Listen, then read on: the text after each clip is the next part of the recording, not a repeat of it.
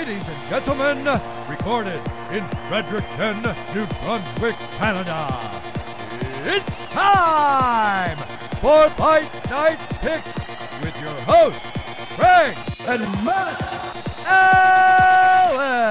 And just like that, we're back with Fight Night Picks, getting set for UFC Fight Night. Kattar versus our namesake. It's Arnold Allen getting an opportunity, his first main event in the UFC. Thank you so much for joining us, as always, with Fight Night Picks, one half of your duo. It's Craig Allen FNP. That's where you can find me, and many of you have, because with the recent string of success, Matt, where can they find you on the socials?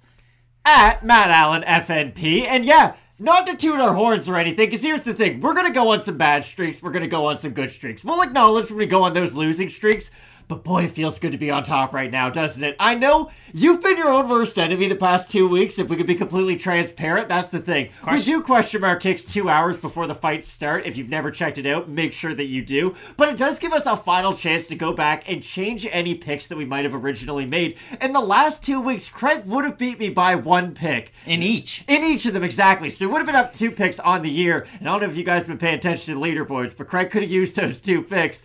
But you changed your mind on the last day, so hopefully we can buck that trend. Hopefully it's nothing but success for both of us here on out. We're going to stick with it, and again, we're looking forward to a big-time, small-time card. And originally, we had a number of fights on this card. It was looking like Mark Madsen was going to be booked in a couple of big-time pairings. They fell out. Cody Durden, Clayton Rodriguez, that fell out. You also had today, on Sunday, as we tape these, Garrett Armfield taking on Christian Rodriguez. I was really looking forward to that fight, and all of a sudden, that one's off the card. So as it stands, there's only 9 fights when we're breaking this down. But I'll tell you what, Fight Night Picks fans, what we'll do, we'll throw out this full card video. Make sure you tune in. We're going to have a lot of fun with these ones. And then throughout the week, if there's some additions, which typically there are, we'll be as quick as humanly possible to get those out for you. So you'll more than likely see the individual videos a little bit earlier than you normally do. But when we lock in and we get set for this card, last weekend, a 4 out of 5 star card on Fight Matrix, UFC 280. Great. It was a really good card on paper. It was a pretty decent card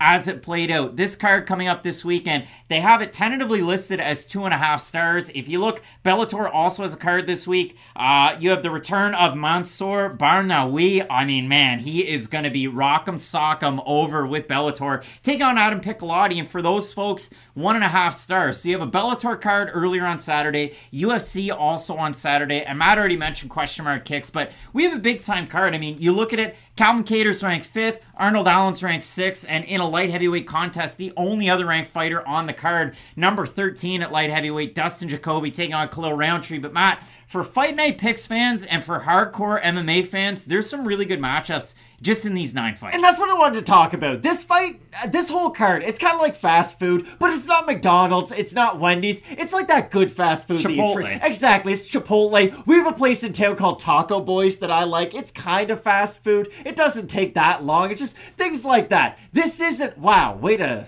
Don't talk negative about a small business. Just things like that. Look after yourself. It's like Saint Hubert. There you go. You can either get the Burger King, which is fast, you're probably not going to feel good the next day, or you can get the nice piece of chicken that you're not going to regret. I think it is a fun card, though. Like you said, we've only got 9 fights to talk about, but they're 9 pretty fun fights. Matt, you can go to Saint Hubert, the real one, or Saint Hubert Express, and you're talking Express. We're talking quick chicken. But when you have a look at the overall card, it is a pretty decent one, and we're going to throw it on over to that fight of the night screen. Listen, 9 fights to choose from. Pretty hard to get this one wrong at the start of the week. Let us know down below in the comments section who you have in the fight of the night screen. Let us know down below in the comments section who you've got. It's time for the fight of the night with Fight Night Picks. Listen, we like to be hipsters here with Fight Night Picks. Not gonna happen this week. We're gonna cherry pick Tim Means, the Dirty Birds, taking on Max Payne Griffin. And for both these guys, in terms of their fight of the night likeliness, they're not necessarily known for their bonus structure in that juncture, but when you do look at both of these guys, they do like to throw down. They have very intense styles, and I think this is going to play out as one of those co-main events that you can't miss and you got to tell your friends about. 100%. This fight to me is kind of like one of those players on a favorite team that you like. It's like Norman Powell. That's what this fight reminds me of. Not going to make an all-star game, not going to make an all-NBA. When it's all said and done, probably not going to be remembered as one of the greats. But if you were a fan of that team, if you were around for the time period in which he played for the team that you liked, then you're going to remember him very fondly. That's what I think about this fight. I think Max Griffin and Tim Means is going to be a fight that's going to be pretty high level. They're both good technicians. They both do everything quite well, but it's going to be a fun barn burner at the end of the day. And I mean, it's hard to deny that. We talk about not wanting to try and cherry pick off the top, but when you look at the top of this card, Kattar versus Allen, two top-ranked featherweights in this division that's absolutely loaded with talent. However, now all of a sudden it's logjammed. It seems like your champion wants to move up to 155 pounds. Volkanovski wants to fight with Makhachev. Seems like it's Perth, maybe in Australia. They've got a big card coming up. So when you do figure this fight could be for a title contender, maybe the winner gets an interim championship opportunity. You look at Arnold Allen, first main event. You look at Calvin Kattar. This is fifth main event in a row. You look at the graphic on the screen, and if you're listening to the podcast, I apologize to you, but I'll walk it back. We threw it out there to you in the community tab. We wanted your votes for our poster for the week, for that thumbnail. Listen, I did a little bit of Google Trends. I was a little bit selective, and I thought, hey, the fans like that fight against Chikadze. They like that knockout against Dan Hooker. I'll throw that out there. You guys didn't vote for this one necessarily. We threw it to just that simplified version, but both of those guys in those performances looked amazing. And for Kattar's last time out, had a good say in getting the win 3-2 over Josh Emmett. Lose the split decision there, but overall, this is a very, very high-level fight. Exactly. How could you not pick the top fight? Like, this main event between Arnold Allen and Calvin Kattar feels like a long time coming. They've both been on similar trajectories, if we're being honest. Just Calvin Kattar's been able to fight guys at the top of the division for a little bit longer throughout his career up until this point. But Calvin Kattar has proved that if he is in a fight against another marquee name, it's going to be an absolute barn burner. He's fought guys like Jeremy Stevens, Dan Ige. That fight was a really complete performance by him. We're all going to remember the crazy Max Holloway fight that he had. He may not have been on the winning side of that, but still, Calvin Kattar made a very good account of himself, and I think against Arnold Allen, their styles against each other are going to make for a phenomenal fight. Should be a great one. Again, you have 7 other fights to choose from. There are some good ones down below. Make sure you comment with your pick for Fight of the Night. So keep it in mind, again, the fact that we could end up adding some fights to this card. Not by our choosing, but by the UFC's. And as it stands, we've had fights like Armfield Rodriguez drop off very, very shortly. We also had Clayton Rodriguez, who's supposed to take on Cody Durden. That was already a short notice fight. Vinicius Salvador, the one that was originally out against Durden, fall off the card. So as it stands, only 9 on this one. We're gonna rock, we're gonna roll, we're gonna have a lot of fun on this one. We also have the UFC debut of the DRs, Waldo Cortes-Acosta, a big-time heavyweight striker, taking on Jared Vanderaa, the Mountain, as he was formerly known. He's been more like a small hill. And if we have a look, we also have the second time out for Josh Fremd on this card, taking on Tresen Gore. Thoughts were high on Gore coming into the UFC, and boy, he's fallen on hard times. So, it's a Fight Night pick special, Matt, and I'm really eager to break down these fights. So am I. I think there's a lot of fights that people can get excited for, and really that's all we care about at the end of the day. Matt, it should be an amazing one. Keep it locked in with Fight Night picks, as we always say. Let's get into it. Coming up this weekend, we have a couple of massive featherweights going at it. It's the boy wonder, Chase Hooper. I mean, listen, I've been trying to pop. Now I'm on like Shumpert. And Matt, can you believe it? Like, I did a deep dive today on Amon Shumpert. Not just Jack Harlow lyrics, but on Amon Shumpert. He won Dances with the Stars. Dancing with the Stars. He had his own reality show. He was also a 2016 NBA champion. And for Amon Shumpert, I remember him as the guy from the Knicks that tried to shave the Adidas logo into his hair, and then the NBA made him shave it out. But couldn't believe it. He made $48 million in career earnings. That's why I say, if you're good at sports, like all of them, pick basketball to go professional in. He was also and is still married to Tiana Taylor, and boys, he's just a winner in life. Wow. So when you do focus on it for the boy wonder, Chase Hooper, second camp out of Upstate Karate in Simpsonville, South Carolina, looking to capitalize on the fact that he just won his first UFC performance bonus and a finish win over Felipe Clarish. He looked very, very good in that fight. And even if you consider it for Chase Hooper, a guy who's primarily known for that jiu-jitsu pedigree, pedigree. He's been a black belt for some time. Still very young, just over 23 years old, coming into this matchup against the Mean Machine, Steve Garcia. For Hooper, not the best with his offensive takedowns, not the best with his defensive wrestling, not the best with his striking defense, getting better with his striking offense. But the best part about Chase Hooper, and it showed out in his fight against Felipe Clarish last time, the fact that he is so slippery on the ground, so physically strong to get from a bottom position back up to the top. And we've seen him struggle in fights, like he did against Alex Caceres, where he tried to pull guard, like he did against Steven Peterson. When he was just held down for minutes on end. He didn't look very good in that fight. For Hooper, that Clarish fight really did kind of, it was a palate cleanser for me in the mind watching that one. And for Hooper in the UFC, I've had a really rough time trying to cap some of his fights. I went back just to see who I had picked in his fights in the UFC. So let me indulge you Fight Night Picks fans. We both had Hooper to beat Daniel Tamor. Watch out for your underwears. We had Hooper to beat his brother. We had Hooper to beat Caceres. We got that one wrong. We had Hooper to beat Barrett. He beat Barrett quite easily.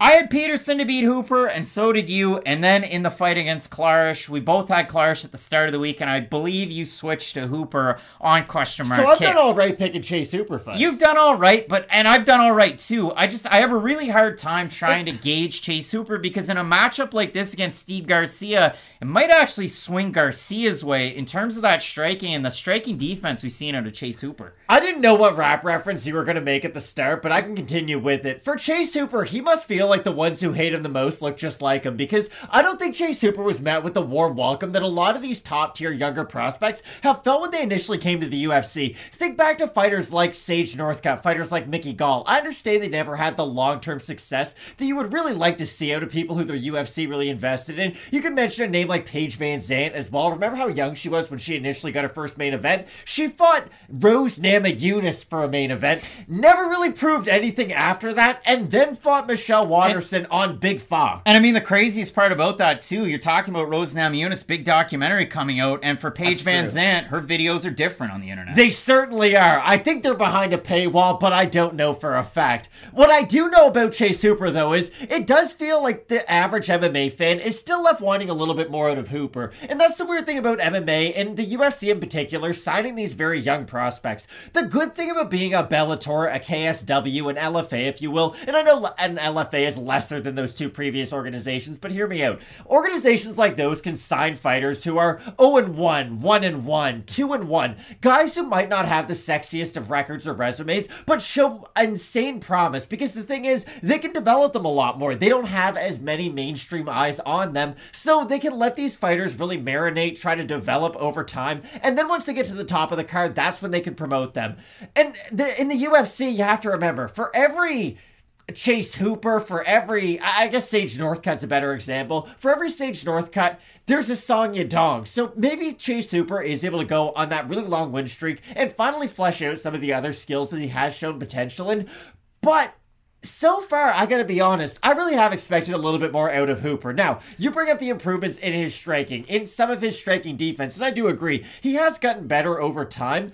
But when you're that young and the UFC really does invest in you, I do expect you to be a little bit kind of that next level star. And maybe that's me expecting too much out of him. I can openly admit that. But in this fight against Steve Garcia, I think this is kind of his last chance to really prove it. We know what he does better than Steve Garcia. That's 100% the grappling. We know what Steve Garcia does better than Chase Hooper. On the feet, I don't even know if it's close, to be completely honest and transparent with you. And I think that Chase Hooper showed in his last fight against Clarish that he is developing that offensive striking skill set. Right. He was marching him down. He was throwing in combination. His strikes really did look good. The only problem with Hooper, and we saw that even in his fight on Dana White's Contender Series, he can get backed up, drop his hands, and then just kind of freeze up, and that's when fighters can unload. He got dropped in early on in his fight on Contender Series. Alex Caceres dropped him. Daniel Tamor had him in a lot of trouble too at the start of their fight. Now, I know he got the win, but still, the win kind of erases all the negatives. And in the Caceres fight, I mean, 3 times 30-27 was what the judges had it. In the fight against Peterson, 2 had it 30-27, 1 had it 29-28, but it all boils down to the fact that Hooper's finally just been fixed, not just in Washington or Vegas or wherever, but in South Carolina, getting ready with Ray and the boys, Steven as well. We're talking about those crazy karate fellas. The Thompsons getting ready at Upstate Karate, working that game plan. And for Steve Garcia, I mean, he grew up at Jackson Wink. He grew up in the gyms around the New Mexico area. He had a little bit of wrestling in his back pocket. And from what we've seen in the UFC, it's been a decent level of competition. He came in on really short notice, took on a guy in Luis Pena on 5 days notice, and he didn't look very good. I mean, it really fought to the skill set of Pena in that one. But if you consider it, I mean, he took on Ontiveros. He could drop twice early. He rallies in that one, wrestles him down, finishes him by ground and pound. And if you do consider it in the losses, I mean, Pena, it was quite a while ago, almost 3 years ago, beat Charlie Ontiveros a year ago, and then his last time out against Mahashata, neither one of us picked Mahashata to win. Mahashata was a big underdog. Garcia was a minus 200 favorite. And in that one, Garcia was having a little bit of success at the start. He did look good. He gets dropped by a right cross, gets back up, and then he gets hit by that exact same right cross and face plants, and he's out at UFC 275 to the fact where he got performance of the nighted, as they say. They just put those swords over him, and that was it for Steve. KO. And that's why I favor Chase Hooper in this matchup. The thing about Steve Garcia and his style, or at least what we know about it up until this point, is yes, he can wrestle offensively. You probably don't want to do that against Chase Hooper. I think we can all agree to that.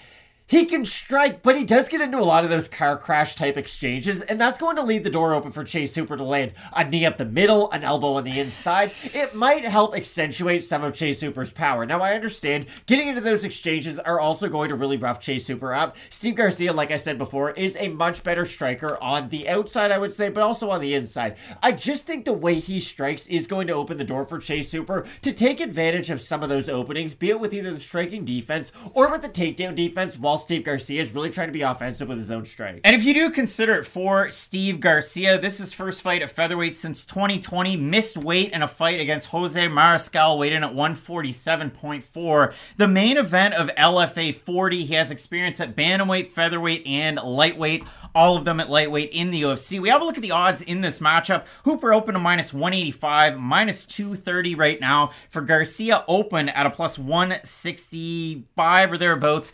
Plus 190 right now. We have a look at the Tapology votes. Surprise to us as they are to you. I'm going to say over under 77.5% for the Dream, Chase Hooper. I think they'll be over. They are over by a lot. 652 total votes, 91% Hooper. I was way off. 71% by submission. For the 9% that have Garcia, 51% by decision, 35% by knockout. Matt, do you think Chase Hooper's pretty without any makeup on? Do you think he likes that song? Because that used to be his nickname. It was the Teenage Dream. Now he's a man. It's the Dream. Do you think he's funny when he tells the punchline wrong? And in every February, he'll be your Valentine. Well, he was the UFC Journalist of the Year, like last year, and he likes to do that stuff on the Twitter. What's the pick? Fuck it. I'm going to say, let's go all the way tonight. No regrets. I'm picking Chase Hooper. Again, like I said, I do like Chase Hooper in some of the striking exchanges. I don't love him as a striker on the outside, like I had mentioned, but I think the threat of his grappling is going to help him on the feet a little bit in this matchup. And again, if the fight does end up hitting the mat, I like his submission ability. And the thing is, if Steve Garcia gets on top of Chase Hooper, yes, Garcia can get good work done, but I think Hooper can get a sweep. I think he can turn a bad situation into a good situation. And on the flip side, if Hooper gets on top of Steve Garcia, I think things are going to go south very fast for Garcia, and that's why I do favor Hooper in this matchup. I feel like there's not a lot of underdog spots on this card. If I'm being completely honest, I can pick out a couple, and you'll see them on this entire main card or full card look. But when you consider Steve Garcia, punching power, continues to move forward, gets in the pocket, has good dirty boxing, all things that Chase Hooper has historically struggled with, regardless of the upstate karate pairing that he has at this point. I still like Chase Hooper in the matchup. I do like the fact that he can turn those bad positions into good positions on the ground, and I like the way that he flows with his grappling. His last time out, he beat the former Jungle Fights champ in Kalash, who was moving back up to 145 pounds. He had been at 135 for a long time, but I will ever so slightly go with Chase Hooper here. Don't love the odds where they're at, and if you like Steve Garcia or Chase Hooper, you let us know down below in the comments section. Some big fights on this card. The Dirty Bird in the co-main event, taking on Max Griffin. In the main event, Calvin Kattar, oh boy, against almighty Arnold Allen. You're not going to want to miss. Keep it locked in with Fight Night Picks, we always say. Let's get into it. With 16 finish wins between them. A couple of middleweight movers and shakers looking to get things done this weekend. We have a couple of oddball nicknames. It's the Ugly Man, Joseph Holmes, taking on the Iron Turtle, Jun-Young Park. And it seems like a bit of a weird matchup, if we're all being completely honest, because for Park, he's kind of a finished product. And for Holmes, not that he's an unproven commodity, not that he's still a prospect, even though he's just at 8-2 in his overall career, but for Holmes, this is just his third fight in the UFC.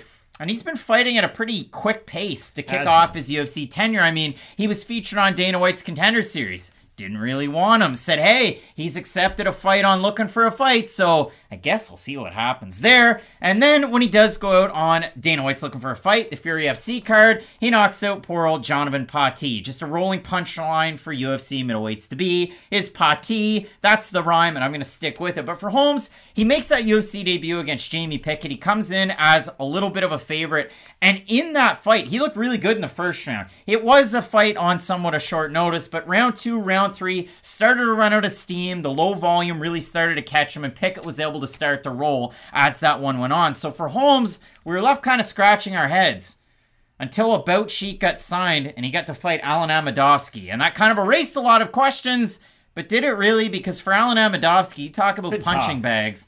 That poor man just did not have a good run in the UFC. And for Holmes, he looked really good. He withstood a power puncher who tried to blitz him. He threw a couple of really good shots on one of those blitzes, landed a knee, drops him, and then as Amedovski gets back up, Holmes presses him up against the cage, gets him down. No hooks on that rear naked choke. He gets it off to the side with his back to the cage. A great first round finish win for Joseph Holmes his last time out. And there's a lot of things that you can like and a couple of similarities that you can try and draw out of that. I mean, Alan Amedovski, not the biggest, tallest middleweight. Jun-Young Park, also not the biggest, tallest middleweight. Both guys, good punching power, a lot more volume from Jun-Young Park, but that's kind of where those comparisons end. And at this point, Matt, when you just look at records on a page, which we never want to do, but for Park, I mean, by the fuck, he's fought way better competition. And that's why this is a bit of a confusing fight, and that's why I fully agree with how you set this video up. Joseph Holmes is still trying to figure it out right now. We don't really know what his specialty is, what's going to get him to the top 15. We know what his specialty is. I think I know what his specialty is. But the thing is, Holmes can still improve in so many other ways, even at the things that he does well. For Jun-Young Park, like you had mentioned, we already know what he does. He's trying to get into the top 15, and he's not that far away, I don't think. In the middleweight division, like, if you look all right outside of the, like, top 15, if you look good against the top 25 opponent, you're about to fight, like, Sean Strickland in a 5-round main event. So, for Jun-Young Park, I do think that he is heavily favored, and it does make sense because he is the much more complete fighter, and I do think it's fair to say that this is a difficult fight for Joseph Holmes. Now, maybe he is able to show us something different that we haven't seen from him up until this point. He is still fairly young in the division. He is 27 years old, so I do think that there is room for improvement, but I do heavily favor Jun-Young Park on the feet in this matchup. I think he does have the blitzes that you expected out of Amedovski, but the difference is Amedovski would throw the blitz, and then there wasn't much to go after that. For Jun-Young Park, he can be a steady fighter on the outside. He can be the offensive wrestler. It was something we were talking about before we started filming. Park's a good offensive wrestler, but he can struggle defensively with the takedowns, so maybe that's an area that Holmes can take advantage of and really look good with his offensive wrestling. But outside of that one strict game plan, I do favor Jun-Young Park in a lot of the areas in MMA. Well, I mean, for Holmes, you guys know this. You can see it up there on the screen. I mean, he's got a 6-inch height advantage. He's got a 7-inch reach advantage. And when he decides to let his hands go, he has really good pop at the end of his shots. That's the best part for Holmes. Now, outside of the UFC and a couple of fights, even before Contender Series, before he fought on that Looking for a Fight card, he did have decent volume. It started to dry up a little bit, and it's almost below average volume, especially when you compare him to a guy like Jun-Young Park. For Park in the UFC, he's 4-2. The losses, 1 to Fluffy Anthony Hernandez, 1 to Gregory Rodriguez. That was one of those fight of the night 2-rounders where Park looked really good right up until he didn't, and Rodriguez earned the finish win. Now, it feels like a little bit of a, hey, you won your last fight, but did you really? Because if you look at it for Park, his last time out, he beat Eric Anders by split decision, and if you do consider that, MMA decisions, 9 of them had it 29-28 for Anders. 2 of them had it 29-28 for Park. The real story of the fight was the fact that, I mean, Park was minus 200 in that fight. He did decent work when he was on the feet and standing, but he struggled with the takedowns early. He defended all the takedowns in the last round. It was a little bit of an odd decision. But I mean, other than that, he's number 8 all-time in the middleweight division with strikes landed per minute at 5.14. He's number 6 all-time in the middleweight division with takedown accuracy 4 at 55%. So some decent stats for Park. But you look at this one, I don't think Park's going to work a lot of those takedowns, and I think his volume could be enough to carry him to a win. I agree 100%. Again, it is a bit of an odd matchup, if we're being completely honest, because Park, I think, could have competitive fights against ranked fighters. Would he beat them? I'm not ready to go that far. Again, we know what his strengths are, we know what his weaknesses are, but he is a steady fighter, like you had mentioned, and I really do think that steadiness can carry him to probably a decision win. Again, I do favor his striking, and maybe he's able to put together enough power punches to get a finish inside the distance, but I feel like the safe pick is Park, and it's probably Park by decision. We have a look at the odds in the matchup. Holmes open a plus 195. He's about a plus 200 right now. For Jin Young Park, open at a plus 230. Or sorry, minus 230. Minus 245 on the comeback as it stands on Saturday night. We have a look at the Tapology votes, Matt. Surprised to us as they are to you. I'm going to say over under 80% Park. I think they'll be under. You think they'll be under? Oh, they're Wow, right on good 80%. So 626 total votes. 80% Park, 81% by decision for the 20% that have Holmes, 41% by decision, 26% by submission, and roughly the difference by knockout. Tapology percentages aren't always accurate.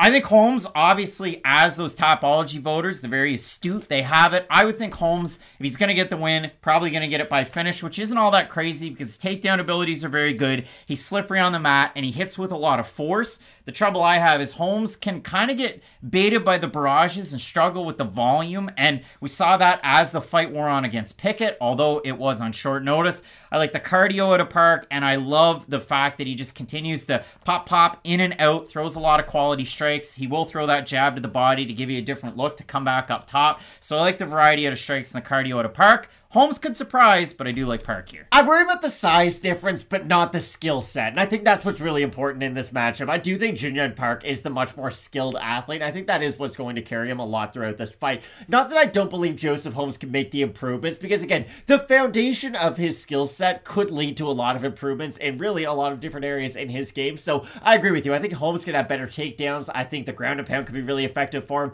but I still have Jin Young Park. Both of us going with the Iron Turtle to get the win out of Korea. It's Jin Young Park. We have some big time fights on this card. At 170 pounds, co-main event, Max Griffin and Tim Means in the main event at 145. Calvin Kattar taking on Arnold Allen. You're not going to want to miss it. Keep it locked in with Fight Night Picks, we always say. Let's get into it. Couple of American top teammates. They're battling it out. We have the Pitbull, Andrei Arlovski, taking on Pazal, Marcos Rogerio de Lima. And it's weird when teammates fight. For Arlovski, I mean, my God, the guy's been fighting forever. His first fight was in 1999 as a professional. Dadsik or whatever? Yeah, you're close. It was Buddy who just knocked out Fyodor's brother. Fyodor? Were you born over there? Yeah, Vyacheslav Datsik. Thank you. Fyodor? That's how Ariel Hawani says it. You pronounce everyone's names the right way, so I'm trying to do the same. Fyodor. Don't call me out for what you do on a daily basis. Andrei Arlovski taking on Marcos Rogerio de Lima. And for Arlovski, the last time he fought a current teammate was when he fought Felipe Lins, and he got the decision win there. And if you look at it for Arlovski, since 2020, he's 6-1. Some chintzy decisions have gone his way. But regardless, if you look at it, he has his own little faction in the gym. Marcos Rogerio de Lima has a lot of Brazilian fighters in his camp. Augusto Sakai, Marcelo Gomes, chief among them. But for Rogerio de Lima, you get two versions of him. You get the guy that goes balls to the wall very quickly. Consider his fight with Ben Rothwell as an example. Oh my goodness, that guy was scary. You get the guy that has a good first round and then starts to kind of fall off a cliff as the fight goes on. Consider maybe his last fight against Blagoy Ivanov, even though Rogerio de Lima still has a little bit of a say in that fight if you wanted to consider it. But for de Lima, it's been a weird run. He came into UFC, off of The Ultimate Fighter Brazil Season 3. He loses to Shoeface, you know, as the tournament's going on, but he makes it into the UFC. He fights at light heavyweight. Obviously, the weight issues were a big problem. He was like John Lineker at flyweight. Did he really fight at light heavyweight, or did he just fight a lot of like 210-pound catchweights? Yeah, kind of the old Vince St. Preux issue. But if you do look at it for De Lima, he makes the move up to 265 pounds. He's had some decent fights. He's had some bad fights. He's looking to get back in the win column. But if you do consider it here, let's look at some of the biggest wins for both of these guys. We have a look at Andrei Arlovski. He's got a win over Tim Sylvia. He also lost to Tim Sylvia twice. Lost his belt to Sylvia, actually. He has a win over Fabrizio Verdum. He has a win over Frank Mir. He has the biggest win of his career by split decision. Biggest win of his career by split decision over Benton Schaus. Big win right there. We have a look at De Lima. A win over Paulo Filo when he was 21-1-1. His only loss before that, he fought Chael Sonnen. And then he also has wins over the Wombat, Ben Sassoli, and Big Ben Rothwell for Rogerio De Lima. Arlovski also has a Rothwell win. If I'm not mistaken, that was with Affliction, brother. What do you want me to tell the fans at this point? You basically have told people everything. Well, we have a couple of guys who are fighting this weekend. One is still a finisher. One has changed his game and evolved into a guy who can win some decisions. It's weird that Andrei Arlovski has just become heavyweight Joanne Wood, because that's all he is at this point. I've said this a long time about Joanne, formerly Calderwood, now Wood. It's, hey, what's the best fight Joanne Calderwood could get into? What's the best fight Joanne Wood can get into? Probably a split decision win. You know, it's going to be a lot of 50-50 exchanges. She'll get the clinch, get those elbows in. She'll get taken down a few times. Like, you know, all of her fights are normally going to end very close. And for Arlovski, it really has been the same thing in his recent tenure of fights. He has very good volume. He has very good footwork. He has great cardio for a heavyweight who is 43 years of age. Normally, we say power ages very well, which is the truth for the majority of athletes. But Arlovski now does not rely on his power. He relies on his footwork, his technique, his output, which is really interesting, and that's why this fight's so difficult to predict. I was rummaging through my pocket to see if I could find a quarter, because that's how I feel about this fight. De Lima gets an early stoppage, or Arlovski looks good and schools him and puts on another one of those, like, y'all must have forgot, get off my lawn performances. Now, the weird thing is, De Lima has been around for a lot longer than people probably assume. He was a longtime fighter I shouldn't even say a longtime fighter, he's just been around for a while in the UFC, between light heavyweight and heavyweight, and he does have some decent and respectable wins, like you had brought up. And I could see a world where De Lima goes out there, blitzes Arlovski very similar to how he did against Ben Rothwell, because that's the thing. I vividly remember both of us sitting here saying, hey, Ben Rothwell doesn't get knocked out. Hasn't been knocked out since he fought Cain Velasquez. And that was a long time ago. Like, yeah, JDS beat the shit out of him, but he hasn't been, like, dropped or knocked out in a very long time. De Lima's only chance is to knock him out fast. And Marcus Rogerio De Lima fights like if you thought Jungle Juice was a good idea in college or university. You're going to sleep pretty quickly if you go for it. Oh, I was going to say, Rogerio De Lima fights like you just drank 12-4 Locos. He goes for it, but there's not a lot after the initial rush, and you're probably going to go to the hospital afterwards. Now, for Arlovski, maybe he can use that dynamic movement that we have seen, because that's the thing that does differentiate him from Ben Rothwell. Yes, Rothwell might be more durable, but he's also much more stationary, and he's much more available to be hit by that big power. So, you are probably going to get one or two big clean shots in before we finally realize how durable Rothwell is. For Arlovski, we don't really know where his chin is at this stage of his career, because he has suffered so many knockout losses, and I know you can look at his recent string of success and think, okay, maybe his chin has come back, but I gotta be honest. It's like when Trae Young made the conference finals. I told my friends, yeah, I think Trae Young's good.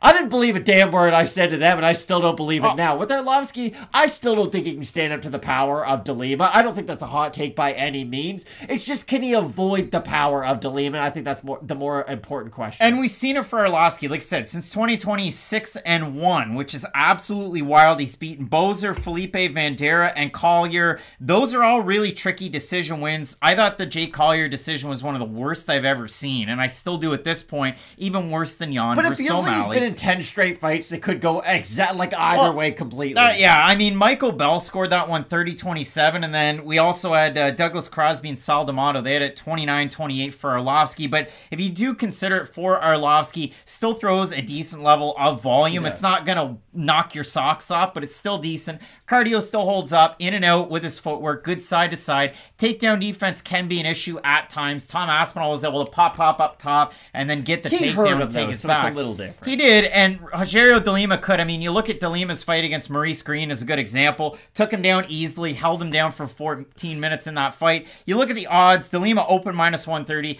-200 right now. For Arlovski, open +110, +160. We have a look at the Tapology vote, Matt. Surprise to us as they are to you. I'm going to say over under 70% de Lima. I think it'll be under. You think it's going to be under? Oh, it is. Let's go. 662 total votes. 70% Arlovski. Right on the dot. 91% by decision for Arlovski. For the 30% that have de Lima, 70% by knockout. So, Matt, the fans have Arlovski, but the betting community continues to side with de Lima. Who do you have in this matchup? I feel conflicted because there's some fighters that I feel like I have a good read on. Like you had brought up, like Chase Hooper, I never thought I had a good read on him, but I guess I picked a lot of his fights right. I feel like I get every Arlovski fight wrong. I do. Even if I do get it right, though, there's sometimes you get a pick right on this channel, but you feel dirty about it. I can admit this 100%. You'll think, oh, I got the win, but the fight didn't go a single way that I thought it was going to go, and I got most of like the actual content of the fight wrong. For Arlovski, I feel like that a lot, but I think he's going to get knocked out in this fight. I really do. I think de Lima's going to hit him with one of those big bursts. I think he's going to find his chin. I think he's going to knock him out. It's nothing against this late career resurgence of Arlovski. It's kind of wild he's been able to keep it going this long. I vividly remember being in grade 12 in 2016, and people were counting Andrei Arlovski out at that stage of his career. But I think it's probably up, and that's why I have de Lima. I do not like the cardio Marcos Rogerio de Lima at all. After one round, he looks completely gassed. So unless he gets the finish in the first round, I think Arlovski cruises to a decision win in this one. He's good in and out. He's decent with takedown defense in general. We'll see if de Lima and that other faction from American Top Team is able to figure out Arlovski at this stage. But we're split on the pick. Matt going with Pizarro, de Lima. I'm going with the Pitbull. Andrei Arlovski to get the win. Let us know down below in the comment section. Really eager to hear from you on this one because I can see a lot of people being split on the pick. We have some big time fights left on this card. Calvin Kattar taking on Arnold Allen in the main event. You're not going to want to miss it. Keep it locked in with Fight Night Picks. We always say, let's get into it. My goodness, hard to look better. Middleweight finishers square off. Coming up this weekend, we have no hype Phil Hawes, who must have lost the Rashad Evans in his corner because the nickname came out all of a sudden, and Rashad was always singing his praises. Hawes taking on Roman Dolidze out of Georgia. A couple of guys that love to finish fights, and a couple of guys that are no slouches on the ground, especially when we're talking about Roman Dolidze, whose background, it started in Sambo, a little bit in Jiu-Jitsu, and then really his grappling is so well-rounded. That's what got him to the dance. But when you consider it for Dolidze, former FILA World Grappling Champion, ADCC Asia and Oceania Champion as well. And Dolidze, if you do watch him fight, especially when he just started off his UFC tenure, he was really hot and heavy on the ground game. Yeah. He was big at trying to go for leg locks, looking at Eric Nixick going, you like this, coach? And then trying to finish his fights up until he ended up fighting Trevin Giles. And if you do look at it for Dolidze, first pro fight is at heavyweight, after that at light heavyweight. And if you do look at it, like even at ADCC, he was competing at 99 kgs, so about 218 pounds.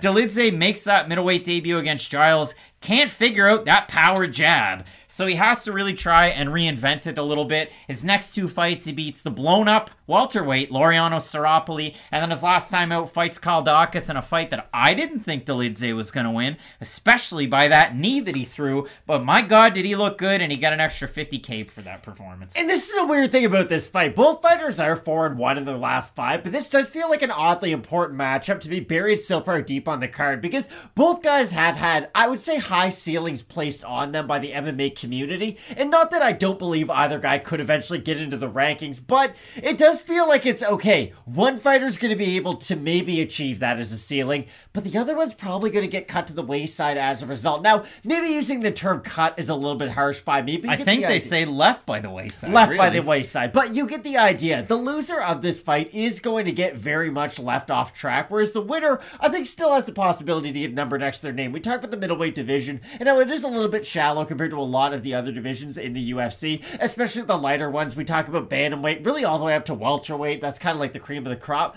I think there's a world where Dolidze could go out there and really use his offensive wrestling. We saw how effective he is with his offensive strikes in the clinch the last time out against Calvin, and I think that's where he can have success, but I think range is going to be important in this fight. I think the long-range Phil Hawes has much more technical boxing. He has a steadier jab, better straight punches as well. I think that's where Hawes can have success, but the weird thing about it is, on the inside, I favor Dolidze with the striking.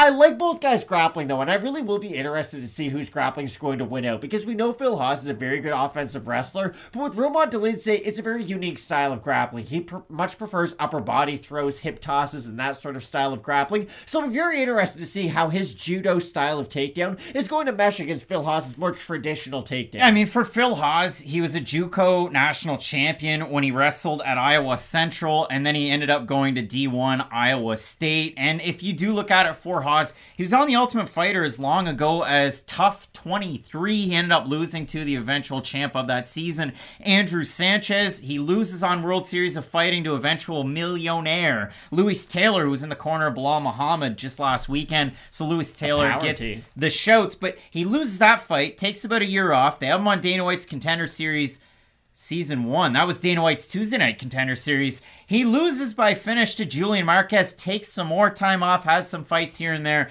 comes into the UFC, and it's been weird. Because, I mean, you're winning fights, you're beating Jacob Malkoun very quickly, walking him down, knocking him out. He fights Nasruddin Imavov, out-wrestles him, but it was a close fight, wins by majority decision. He fights Kaldakis and wrestles him pillar to post and looked great in that one. Loses to Chris Curtis in a fight where he's having tons of success, and then Curtis just picks it up. You got big power. Not as great at snapping with one hand as I am the other, but when I snap with both of them, I can get it. And then his last time out, he fought Deron Winn. And Matt, my question to you, have you ever seen a guy beat the fuck out of another guy like that for 2 rounds before the referee decided no mas? Saw Gerald Mearshare fight Deron Winn. That's the problem. Yes, you're right, it was an impressive performance, but it was against Deron Winn of all people. So we reel it in, we take that fishing rod and throw the fly out there, and we'll say this. The things that I liked out of Phil Hawes in that matchup, he worked his jab. His best weapon in that fight was either the step in like a Paul Felder elbow, or he was mixing them in that way, and he was using it from both stances and both elbows. And I did like to see that out of Hawes. And we've seen this camp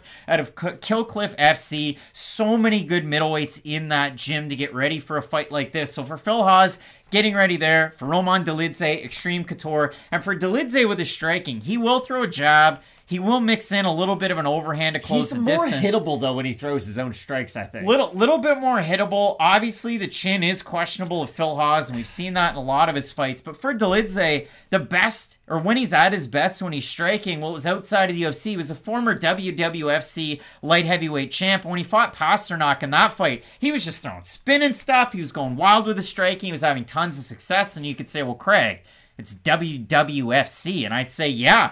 I understand that. It's not the UFC, but for Dolidze, we saw him have a lot of success there. I'm sure Extreme Couture, Eric Nixick, they're saying just clean it up 100%. A little bit. What do I know? I'm behind this computer screen. So I do look at this fight as, again, like you said, a very important fight. The big trouble I have when I'm trying to make a pick in this one, and trust me, it is difficult here. Phil Hawes, historically, in the UFC is a sample size. 5.68 significant strikes per minute to 3.43 absorbed. So both above UFC average. The absorbed just slightly above average. It's 3.38 is the average. Or sorry, 3.39. It's gone up a tick. For Roman Dolidze, throws 2.43 significant strikes per minute. Absorbs 1.45. What Dolidze throws out there traditionally is less than what Hawes absorbs, and Dolidze just doesn't throw a lot when he's on the feet, and there are long periods of time where he's at distance against his opponents. And that's why I 100% agree with the odds. I don't know if you want to bring them up before I want to go on this little spiel. Mean, Hawes opened a plus 115 underdog, minus 170 right now. Dolidze opened a minus 135, plus 140, and I had a lot of confidence in Dolidze coming into the UFC. I thought this guy, like, we're not talking top 15. We're talking top 10. This guy's going on a run at 205. Was he your Dante Exum? It's a shallow division. But for me, I just don't know what to think anymore. He looks so good against Kyle Dawkins, and Phil Hawes looked really good against Kyle Dawkins too, just tales of opposite fights. But I do have a hard time with this. It is another one of those things that it comes down to, what is your opinion of Kyle Dawkins? Because he was another fighter who, again, had a high ceiling, had high expectations, and they never really came to fruition over time. But I must say, I do agree with where the odds are and with who is favored. Because for Phil Hawes, I think he does excel in about 2 of the 3 ranges of MMA in this fight. I think the traditional takedowns of Phil Hawes are going to give Roman Dolidze trouble. I think Hawes has more staying power as this fight continues. I do think that's why he's a little bit more favored in this fight. I think if he can stay connected to Roman Dolidze in the 3rd round, but use his range in the first 2, use the jab, use his longer range strikes. I know Dolidze is the bigger guy, so you would immediately assume, okay, he's going to have success at the long range, but when you really do break down their styles, I do think Hawes is a much steadier jab, and I think that jab's going to be really important. You bring up that Trevin Giles performance, I think that's a really important one to bring up. Not that Hawes is as technical as Giles, because I think Giles is a little bit faster with some of his techniques on the hands, but Hawes hits a whole hell of a lot harder, and he's especially a lot more right hand dominant when he does land that powerful right hand. So I think there is a good pathway for Phil Hawes to win this fight, but I think there's a competitive argument to be made for either athlete to win this fight, although my pick is going to be with Phil Hawes. Matt, giving out the pick before we look at the Tapology votes all over the place. Well, let's look at the Tapology votes. Surprised to us as they are to you. I'm going to say over under 70% Phil Hawes. I think it'll be under. You think it's going to be under? It is under. 636 total votes. 64% Hawes, 52% by decision, 44% by knockout. For the 36% that have Dolidze, 35% by decision, 52% by knockout. I don't know why there aren't more people that have Dolidze to win by submission. Lewis Taylor did it all those years ago. Dolidze would be a likely candidate there. And I would think if Dolidze wins, he could get it done in all 3 different ranges. Could get it done by decision, submission, or knockout. And you might say, well, Craig, you're not wrong if you pick one of those. Well, I know that. But if I am looking at this fight, Matt, I do like Hawes. I like the mix of the combinations. I don't love the chin. Like we've established this in many of his fights, but we have seen him wrestle continuously throughout his fights and it not totally eat away at his gas tank. Where for Dolidze, we saw him even in the John Allen fight kind of struggle with it, and I think at 185 it's a little bit more of a grind for Dolidze. Both guys heavily muscled. Phil Hawes, the other thing that I want to say, as much as he does strike, he does not throw leg kicks, at all. Very boxing. He has in certain fights, but Hawes isn't a guy that's big behind the leg kicks. Even though he has big thighs, it's more to get that leverage and that power into his takedowns. Dolidze, like a couple of guys, tree trunks for legs. But for me, I like Hawes a little bit more in this matchup. But if you made a compelling argument for Roman Dolidze, I'm here to listen to you. And again, like I said, I think this is a very fun fight lower on the card. Again, it's a very important fight for both athletes. This is one of those like baseball games midway through the season where if you don't follow that team, like I'm a big Yankees fan, so life's been tough the past week, but it's one of those games where it's like, okay, it's a pennant race. If you're not a diehard fan of that team, you might not realize the significance that it does hold on the standings overall. But I think this fight's very similar to that. I think Hawes and Dolidze both have the potential to be one of those floaters in the top 15. A guy who could be number 14, number 15, could be in the rankings one week. You check the next week, and all of a sudden they have 2 guys who have won a little bit more recently in there. But you get the idea. 2 very talented fighters in their own right. But I agree with you. I also have Phil Hawes. Well, I was going with no hype. I don't like the nickname. I don't either. I like his, what is it, Friday or whatever on his Instagram where he has, like, completely random people over there doing crazy stuff. So make sure you check out Phil Hawes' Instagram game. What a big card we have. Only 9 fights as of Sunday night. So, man, if there's any changes throughout the week, you're going to want to keep it locked in with Fight Night Picks. And as we always say, let's get into it. Big time light heavyweight matchup coming up this weekend. We have a couple of rollers. High rollers, baby. You think April Wine fans love this fight? We have the Hanyak, Dustin Jacoby, and the man formerly known as the Warhorse, Khalil Rountree Jr. It's a very fun fight at light heavyweight between a couple of premier strikers. You know Dustin Jacoby got up as high as number 2 in the world with Glory Kickboxing. His run to kick off his UFC career way back when in 2011 included losses to Clifford Starks and Chris Camozzi.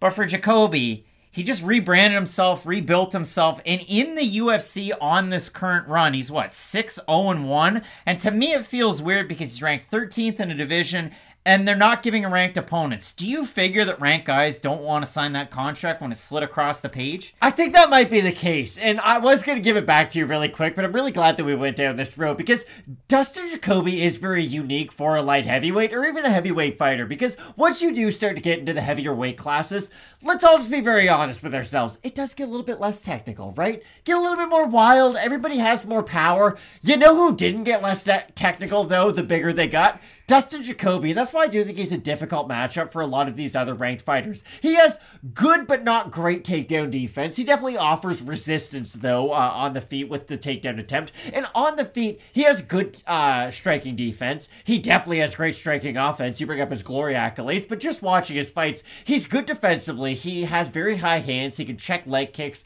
can even check body kicks. He's really good at bringing his knees high up, too, to meet his elbow, to kind of create that barrier to defend kicks. And I think that's a very important thing when you're fighting a guy like Khalil Rountree, but this is kind of where I want to hand it back to you, and this is how I look at this fight.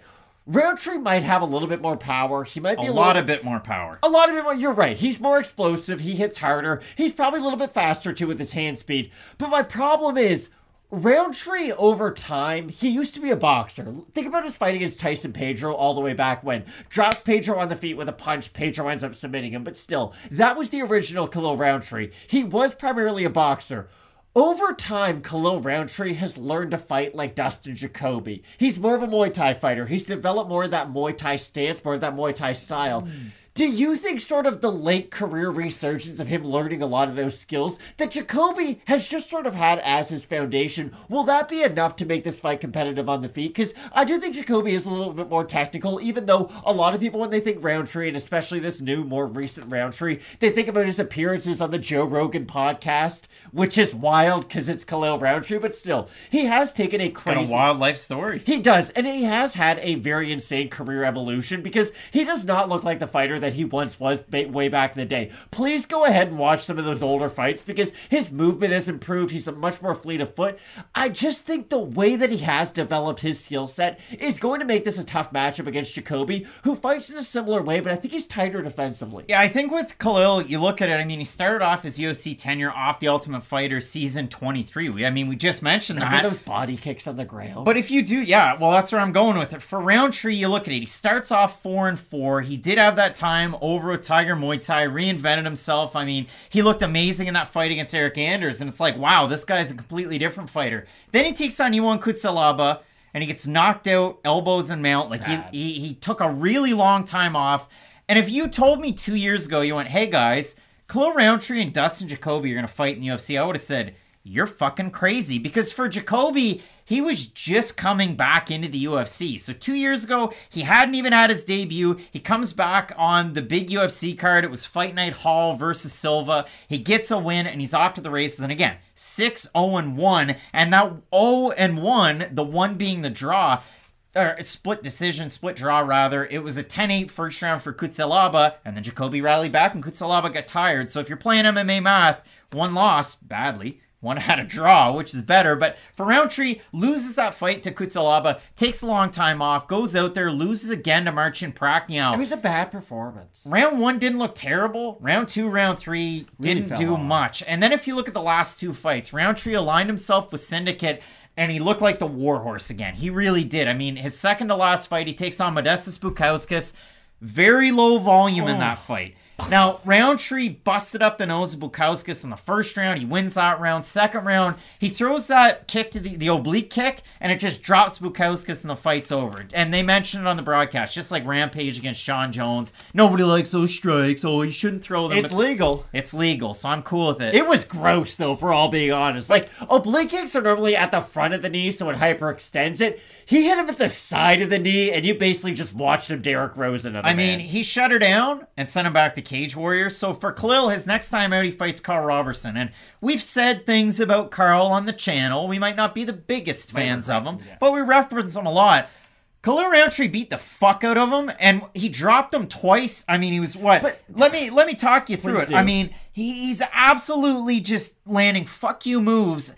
drops him a knee, gets into the clinch, drops him again. And once Carl's down and holding on for dear life, he throws the old soccer kick to the body. He just completely dismantled him. So for Carl, had a good run in glory. It was all right. Would you agree with me, though? Dustin Jacoby would have done the exact same thing. Yeah, but I mean, what I do like out of the last two performances, specifically for Khalil Rountree Jr., it's the fact that, again, he's gotten back to what got him that win over Eric Anders. He's aligned himself with Syndicate. You know John Wood's a really good coach. You know they've really thrown a program together 100%. That's worked for Rountree. And to get back to the original question, it's that Muay Thai stance, that high front leg from Rountree. Jacoby's got a decent leg kick. Rountree can just keep that Thai stance, that front leg moving, so it kind of negates the leg kick from Jacoby, and it opens up that big-time lead hook for Rountree. That's something that could land against Jacoby, but for Jacoby's last time out against Da Un Jung, didn't think Jacoby was going to win that fight.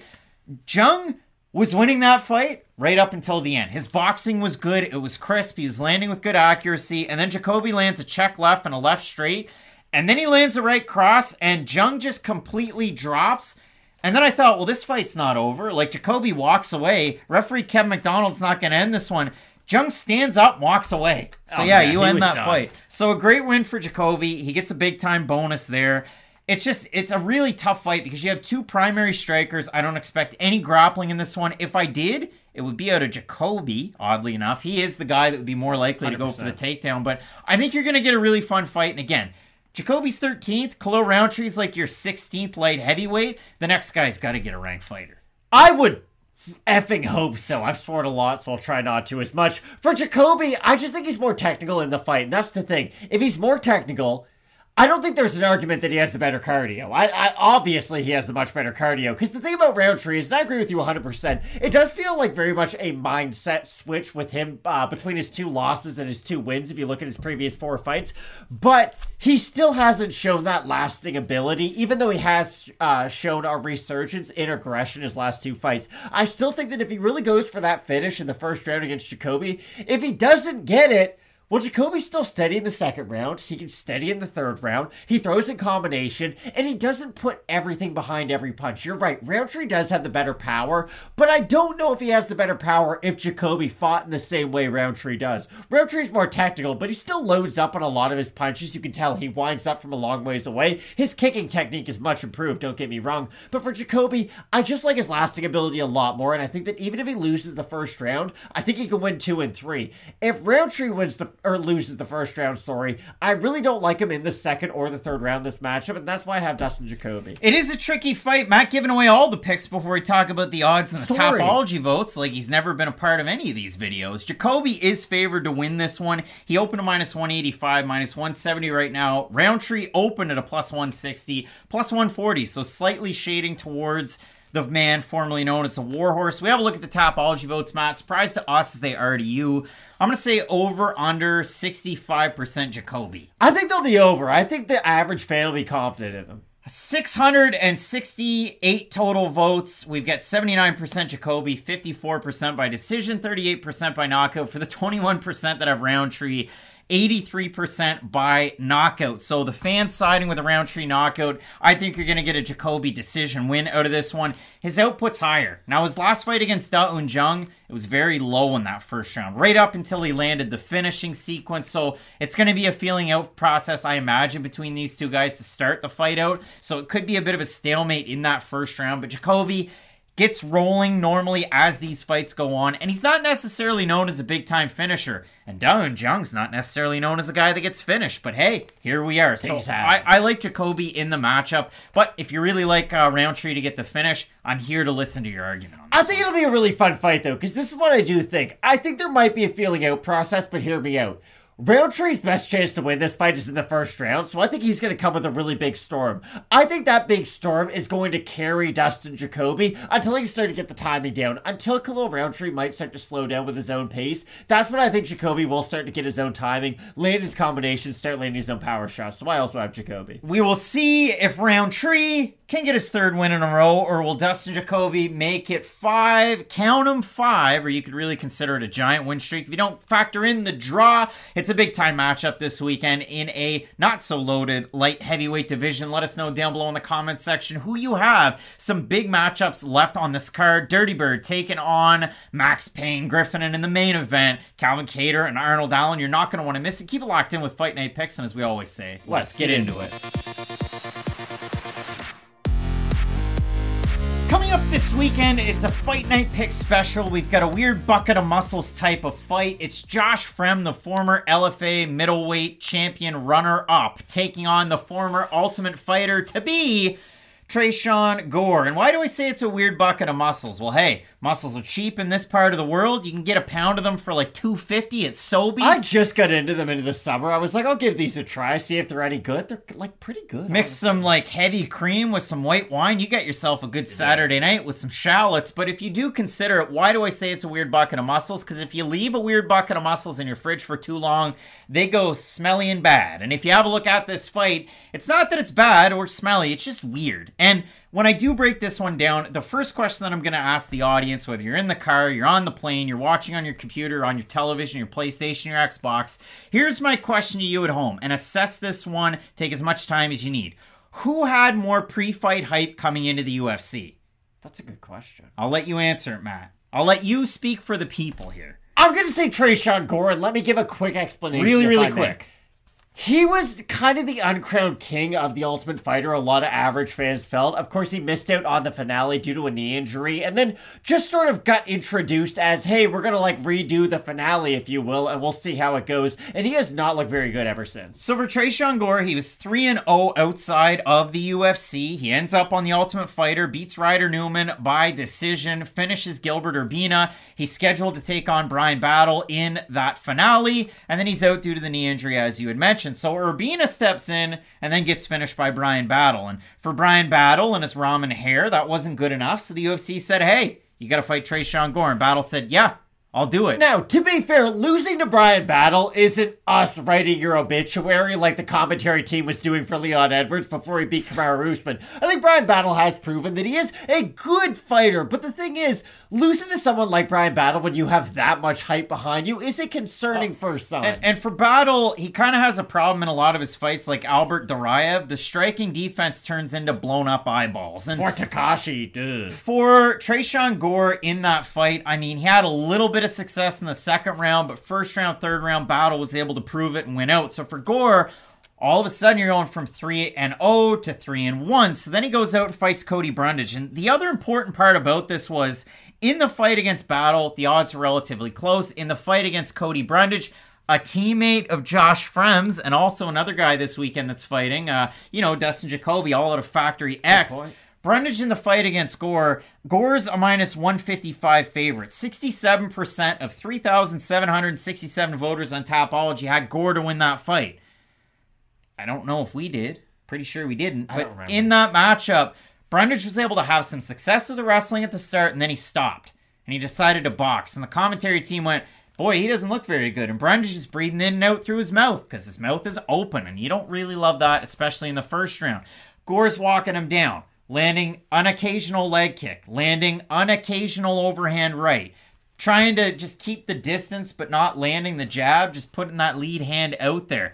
But for Gore, it ends up being Brundage that closes the distance. He explodes with a right cross. Then he gets into mount and knocks him out cold with the ground and pound. Can I ask you a question about Tresen Gore? Because we've been kind of tiptoeing around it, but it is the truth. Is the lack of volume, is the uptick in volume, or is the potential of uptick in volume in Tresen Gore, is that the missing link, or is that just one piece of the puzzle? Does he need a lot more than that, or is it as simple as Tresen Gore has good foundational skills, which I do agree with, but it's just that is such a big Achilles heel for him that's holding him back from really realizing his potential. I mentioned this in both of the previous Tresen Gore fights, and every time I think about him, I think back to this. I even talked about it this past weekend. We were watching UFC 280. TJ Dillashaw walked into the stadium. Who was behind him? Juan Archuleta, former bantamweight champ with Bellator, and a man with a black, fatherly goatee, Tiki Gosen. And Tiki was Tresen Gore's coach on The Ultimate Fighter, Team Ortega. And if you watch those fights on The Ultimate Fighter, Tiki, yelled at the top of his lungs for great. Tresean Gore to unload. And when Tiki would yell, Tresean Gore would unload. But they're not aligned anymore. And Tiki's not in Tresean Gore's corner. And I don't know if that was kind of the thing that Gore needed, but I just haven't seen that aggression. Because when Gore goes with his hands, his combinations are fluid. His power's really good. Tresean Gore's a very cerebral fighter. It's just he's been reserved in the 2 UFC fights, and I wish I've seen a little bit more of him. This is going to work out perfect, because you mentioned how he's a cerebral fighter. Tresean Gore is the Spencer Dinwiddie of MMA, and let me explain why. When Spencer Dinwiddie's banging threes like he's been doing with the Dallas Mavericks, because Luka draws a lot of attention, so you get wide open shots, he's a really good player. He can, like, attack closeouts. He knows what to do. He's a smart guy, Spencer Dinwiddie is, if you don't know. But with Tresean Gore, it is the same. It's that one missing part of his game that I think if he does realize that, oh, if I throw more, I will be a better fighter. And I know that's a very simple statement to make, but it really is. You have to take all the skills of MMA and kind of take them into consideration. It's okay, Tresean, you can't just throw more volume.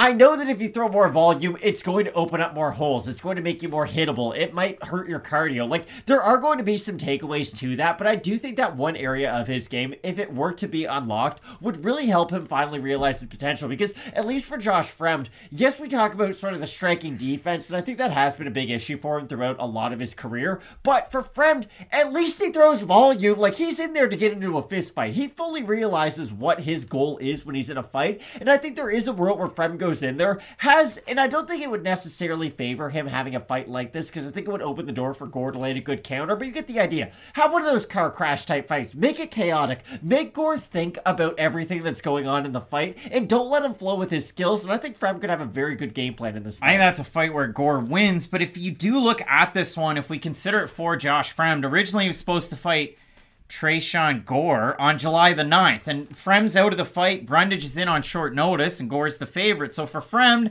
another training camp getting ready for Tresean Gore. For Gore, it gets back to that original opponent. But I looked at Josh Fremd. He replaced the guy I already mentioned in this video, Albert Duraev, but also Dricus du Plessis. Fremd came in on short notice and fought Anthony Hernandez on 11 days notice back in April.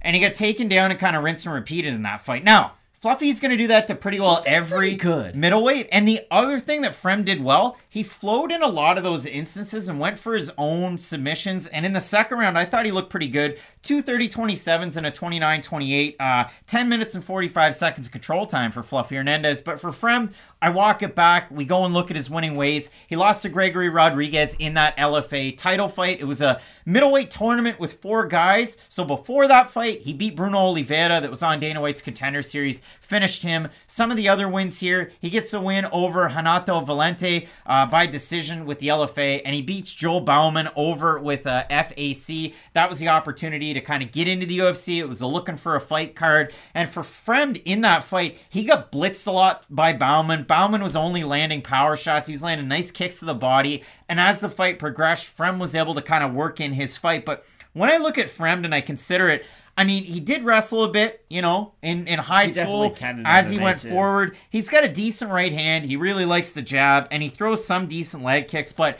I guess where Fremd has kind of a meat and potatoes game, I think if Gore comes into this fight, I mean, he's 3-2, so it's kind of one of those Billy Talent, nothing to lose type of fights. He needs to win or you're 3-3 and you're probably not in the UFC anymore. I think for Gore, it is a fairly winnable fight if he just upticks the aggression and the volume, because I've seen him in fights like that before, not struggle with the striking defense, and his ability to land is really there. So this is one of those fights that he could definitely win if he closed that distance with Fremd, because Fremd's a big, tall guy that can get, you know, he's a little susceptible to the tall lean back, and so those height and reach advantages are a good thing for Fremd with his jab and his 1-2 when he decides to land it. But when he does the lean back and there's a lot of pressure against him, that's where Gore can win this fight. That's why untapped potential is like the craziest thing in every single sport. Like, everybody can think back to a player that was on their favorite team that everybody thought was a year away from being the big thing. I mean, it could be like a Bruno Caboclo.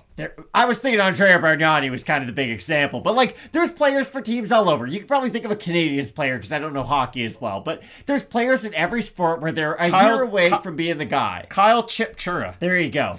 And then next year comes and you're like, oh, they're supposed to be the guy. And then it's, oh no, they're really a year away. And then they become a year away from being a year away, and you never want to fall into that category. And Tresen Gore is slowly falling into that category. So I think an impressive performance against Josh Fremd can really get him back on track.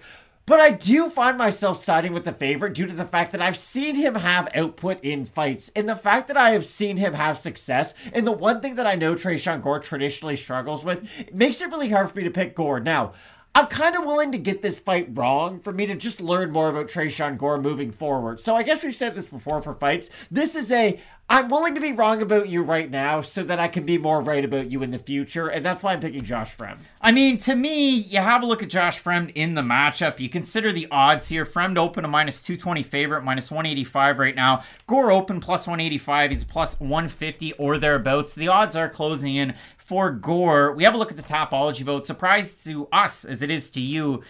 I'm going to say over-under, probably going to side with Fremd just due to the fact that he has a more extensive pro record and he's fought a higher level of competition. So I'll say over-under 75% for Factory X's Fremd in this one. Under, but it'll be the favorite. It is over. Wow. 610 total votes. These two. 83% for Josh Fremd, 24% by decision, 64% by knockout for the 17% that have Gore, 31% by decision, 60% by knockout. And Matt, this is where I break out a record that you're not going to think of, and I'm going to pull it off screen. I'm excited. Right here, right now. Matt, you could say that Josh Fremd's game is like a record collection, like on I Think You Should Leave. It's a little bit meat and potatoes. I think Josh Fremd's game is a little meat and potatoes. Like, is that the chick who sings I Think We're Alone Now? Yeah, I was walking through the subdivision and somebody had a banker's box with free records. You think I'm not going to grab a Tiffany record, I Think We're Alone Now?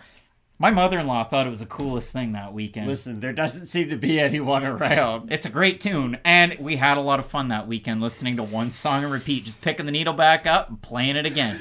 It was funny in Ted, too. We're weird. Regardless, Matt, I have Fremd in this fight for this reason only. I could see Tresen Gore uptick in volume, nothing to lose, gets the win by finish because Fremd is susceptible to the blitzes. I think with Fremd, it's going to be that X factor, the grappling. And I saw Brian Battle have some success in that area. That's a good point. Gore has really good offensive takedowns, but if you can hold him up against the cage, use that big frame, I think that's going to lend credence to a Fremd win. Both guys on full camp, so I'm eager to see the changes out of both of these guys. I don't love the line on Fremd as almost a 2-1 favorite at all. Yeah. So, listen, a buyer beware right there. I'd stay away from it, as I will with the majority of these fights. But I'm going to pick Fremd for now, and we'll see where it lands on question mark kicks, Matt. And we'll see if somebody could ask if it should have been me. Should have been me. A song by Tiffany. Do you honestly even know the chorus to a single other song of hers other than I Think We're Alone Now? Not a chance. Fair enough. I've also got Josh Fremd. Should be a fun fight, though, for as long as it lasts. And again, it's two guys who have a lot of untapped potential, so hopefully we just see something new from both athletes. Big time opportunity for both of these guys at middleweight, and it is a very interesting card coming up this weekend. The Dirty Bird, Tim Means, in the co-main event, taking on Max Griffin in the main event, Calvin Kattar and Arnold Allen. You're not going to want to miss it. Keep it locked in with Fight Night Picks, we always say. Let's get into it.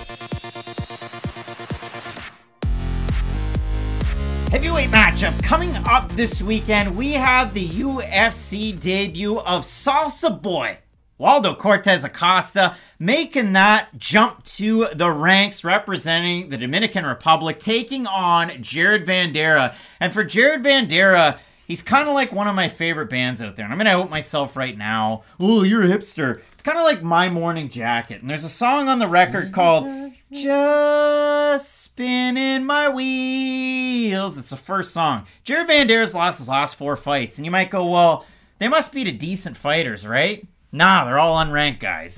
He did lose, of course, to Alexander Romanov, who's now ranked. He lost to Andrei Arlovski, who's been ranked, a champ in 2005. He lost to Alexei Oleinik, who was once ranked highly. Now an old man. But not anymore, not in the UFC anymore. And he lost to Chase Sherman his last time out there in a fight that was relatively competitive, relatively close. It was about 1 round apiece going into the 3rd round. Vanderaa was up in the total numbers in the 3rd round, gets hit by a right cross, gets stunned, goes up against the cage, and Mark Smith let Chase Sherman unload everything he had in the finishing sequence, and Jared Vanderaa got beaten up. How long ago was that fight again, Craig? It was hard to watch. Now, Tapology says it was about 3 months ago, so we're gonna be we're gonna be specific on this one and make sure that we dot our I's and cross our T's. So for Jared Vanderaa, his last fight out against Chase Sherman was early July. So why are we doing this? It's been a little bit. It's been a little bit since that last fight, but for Vanderaa, it was a really tough loss all that time ago.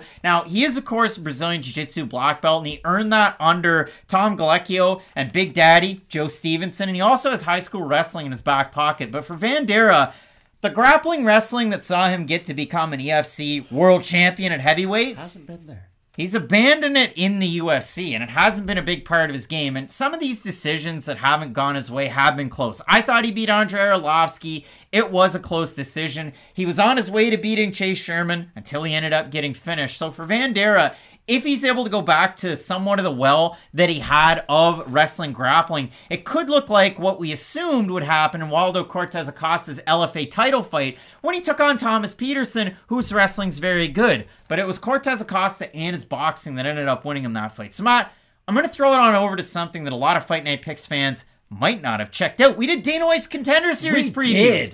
For the entire season, we talked a ton about Waldo Cortes-Acosta. We're going to throw it back to that Dana White's Contender Series preview of Cortes-Acosta, and then we're going to talk about his fight against Danilo Suzarci. Your next fight at heavyweight, Waldo Cortes-Acosta. He's undefeated. He's taking on Danilo Suzart of Life Artes Marcias in Brazil, a main training partner of one former UFC heavyweight, Matt's favorite heavyweight fighter, Carlos Felipe, taking on the former pro boxer Waldo Cortes-Acosta. Picked up a big-time LFA title in his last time out against Thomas Peterson, the hometown guy. They were booing Cortes-Acosta. By the end of it, there were some like golf claps in that one because he was looking really good. He really was, and that's the thing for Waldo.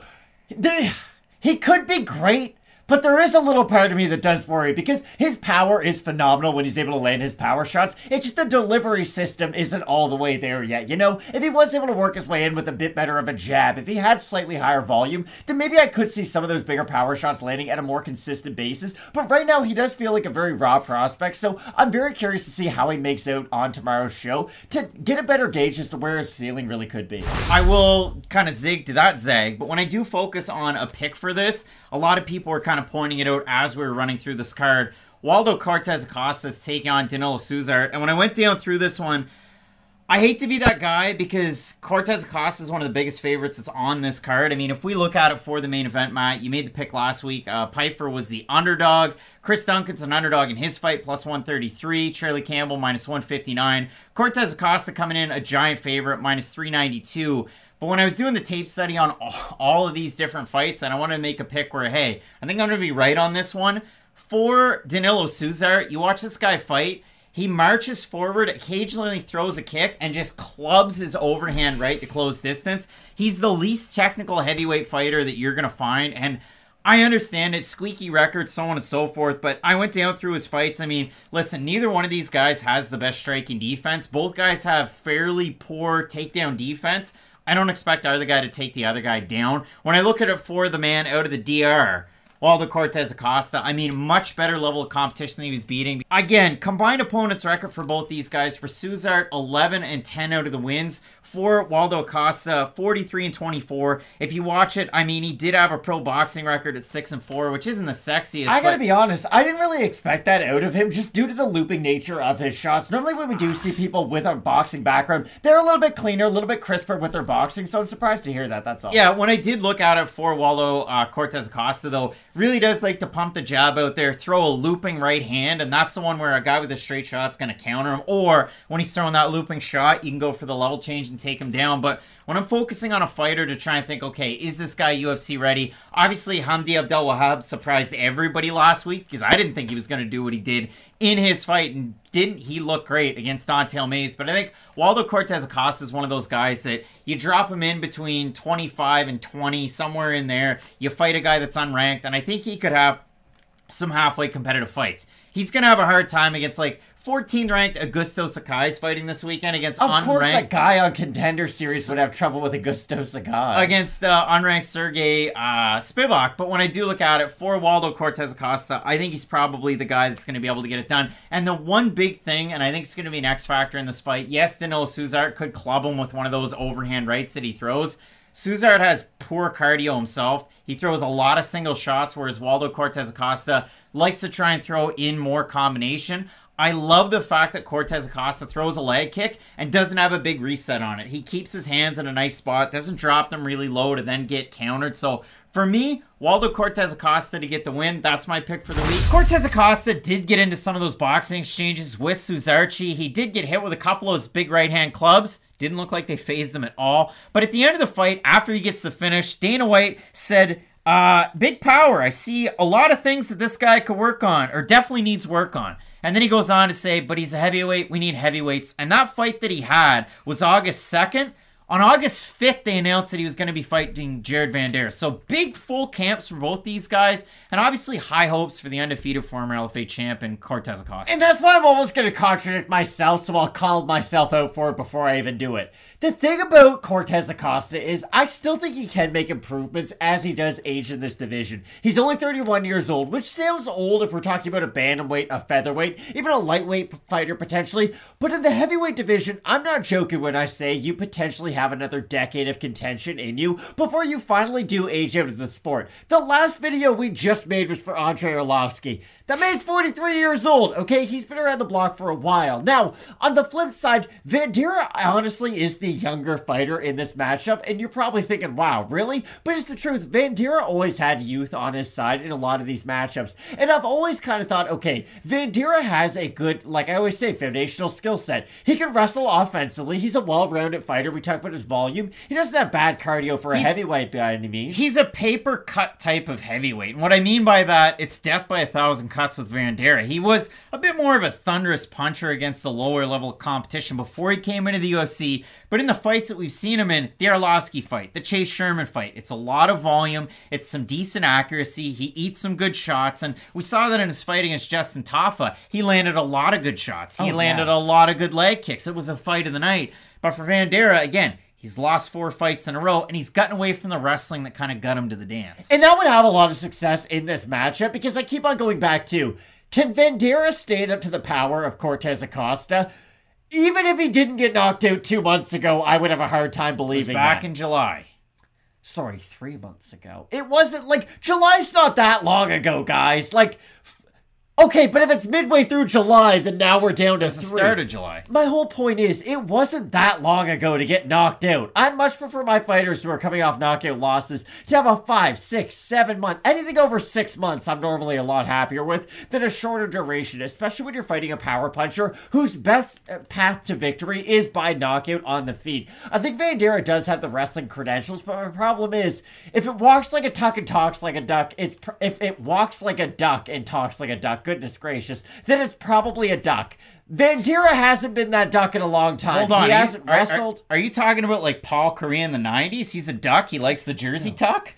Vanderaa hasn't been that wrestler in a very long time, and it's very difficult for me to believe that all of a sudden he's going to go back in time to become that fighter that he once was. I think he's going to have a really hard time with not only the physicality of Cortes-Acosta, but I don't know if he's going to be able to eat the power punches of him either. And I mean, for Cortes-Acosta, what I do like out of him, he really does draw out a lot of feints to his opponent, and then he lands good counter hooks from either side, and he will mix things up. And we touched on it earlier in the Contender Series breakdown, the fact that he has that pro boxing experience. It's not a great record, but it's still a record to have. He's an athletic guy, though, for how big he is. Yeah, exactly. So we have a look at the odds in the matchup. Cortes-Acosta, about a -220 favorite. Vanderaa, a +170. And I will say this. Vanderaa was a -200 favorite against Chase Sherman his last time out there. I picked Vanderaa to win fights that he has not won. And again, in the UFC, it hasn't gone all that well. So we have a look at the Tapology votes. Surprised us there to you, but I bet a lot of people are down on Vanderaa at this point. Even though he's a pretty big favorite his last time out. I'm going to say over under 80% for Waldo Cortes-Acosta's UFC debut. I think it's going to be over. I think it's going to be over. It's over by a lot. 675 total votes, 92% Cortes-Acosta, 88% by knockout for the 8% that have Vanderaa, 63% by decision. I think if Vanderaa wins, he's going to beat Waldo Cortes-Acosta. He's going to take him down. He's going to submit him. And that's not a hot take. I mean, Vanderaa, jiu-jitsu black belt, good wrestling pedigree, Team Quest, it's his own gym. TKO ground and pound, I'll throw that in too. Not necessarily submission, but I agree with you, a ground finish. Yeah, and that is or was his specialty. And if you're fighting for your job and you're trying to keep your spot, that's how Vanderaa would win. I think Cortes-Acosta can beat him to the punch, though. Utilize that boxing, those strong shots. It was an uppercut right hand that knocked out his opponent his last time out. And I think that's a great shot that he could catch Vanderaa with on the way in, because Vanderaa tends to drop his hands a little bit when he walks in. And I think that's going to open up the shots from Cortes-Acosta, who can strike well for a heavyweight, moving forwards and moving backwards, and he has good movement side to side. That's what I really like out of him. Our friend Clint has this thing called the Contender Series fade, where he doesn't like to pick fighters making their UFC debut coming off Contender Series, because a lot of the times, it's a bit of a step too far. We talk about this a lot. You have big favorites on Contender Series, guys who are more or less expected to win, and then they fight guys in the UFC. The thing is, normally they don't fight guys who are on 4-fight losing streaks. And think back to the last guy coming off Contender Series who fought someone on a big losing streak. Joe Pyfer made Alan Amidovsky look like he was never an MMA fighter to begin with. That was a very one-sided fight that ended in a brutal knockout. What I mean is, I agree with his point in a large part. This isn't me ragging on Clint by any means, because I do think it is a big step up in competition for a lot of these guys who are big favorites like, in an empty arena. Cortes-Acosta was a minus 435 when all was said and done against Danilo Suzarchi in that one. But my big point is, normally I would not pick a guy making their debut in the UFC, but he's fighting someone who has lost 4 straight, who's recently coming off a knockout loss, and Cortes-Acosta does have phenomenal knockout power, so that's why I like him in this fight. We will see if Team Quest's own Jared Vanderaa can get the win in the matchup. Both of us going with the DRs, Waldo, Cortes-Acosta to get the win. Let us know down below in the comment section who you have. Tim Means is fighting Max Griffin, and I'm down for it. You should tell your friends about it. And in the main event, Calvin Kattar taking on Arnold Allen. Keep it locked in with Fight Night Picks, we always say. Let's get into it. Take your friend Craig's word for it. When this fight comes on, flip the channel. Call your friends. Hit them up on a pager. I don't care what you do. We have a big-time fight in the welterweight division. Now, these guys are on the fringes of the rankings. It's the Dirty Bird Tim Means taking on Max Payne Griffin in a possible fight of the night. And if you consider this one, Max Griffin in the UFC, debuted at UFC 202. Tim Means fought at UFC 202. So for Griffin, he loses to Colby Covington. 6-7 in the UFC. He has performance bonuses against Sung Kenan. Knocked him dead. I mean, he looked mean in that fight. He was on that 3-fight win streak that ended his last time out. Tim Means was also on a 3-fight win streak till he fought Kevin Holland his last time out. For Griffin, fight of the night against Eliseu Zaleski dos Santos. Knocked him down in the first round. Knocked him down in the second round. Didn't win a decision. That doesn't happen very often. He got lit the fuck up in that third round, though. He did. Tim Means in the UFC. So if Max Griffin is 6-7, Tim Means is 14-10 with a no contest. And he's got a performance bonus over Diego Lima. He's got a performance bonus against John Howard. And he debuted back in 2012 with the UFC. But for Means, Matt, as fun as the run has been, he still looked good at this advanced stage in his career. He has, because he's not a guy who's always relied on advanced athleticism to really carry him in his fights, and that's why I do think his skill set has aged quite well. Now, you will not find a single person on the internet who will speak to you as eloquently as I'm about to about Tim Means' career. And I'm going to toot my own horn about this too, because I have a theory about Tim Means, and I'd like you to hear about it, because we predicted his fights for a good amount of time, but let's be honest, Fight Night Picks was not around for a lot of Tim Means' prime, if you will. He had a very good run in the welterweight division before 2018, the birth of this channel, but we've really only seen the fun action fighter version of Tim Means throughout this late career resurgence that he's had. And I shouldn't even call it a resurgence, just the late career fun stage that he's had. But will you agree with me in this when I say Tim Means wins every fight that you think he's going to win? Loses every fight you think he's going to lose, though. And that's the thing.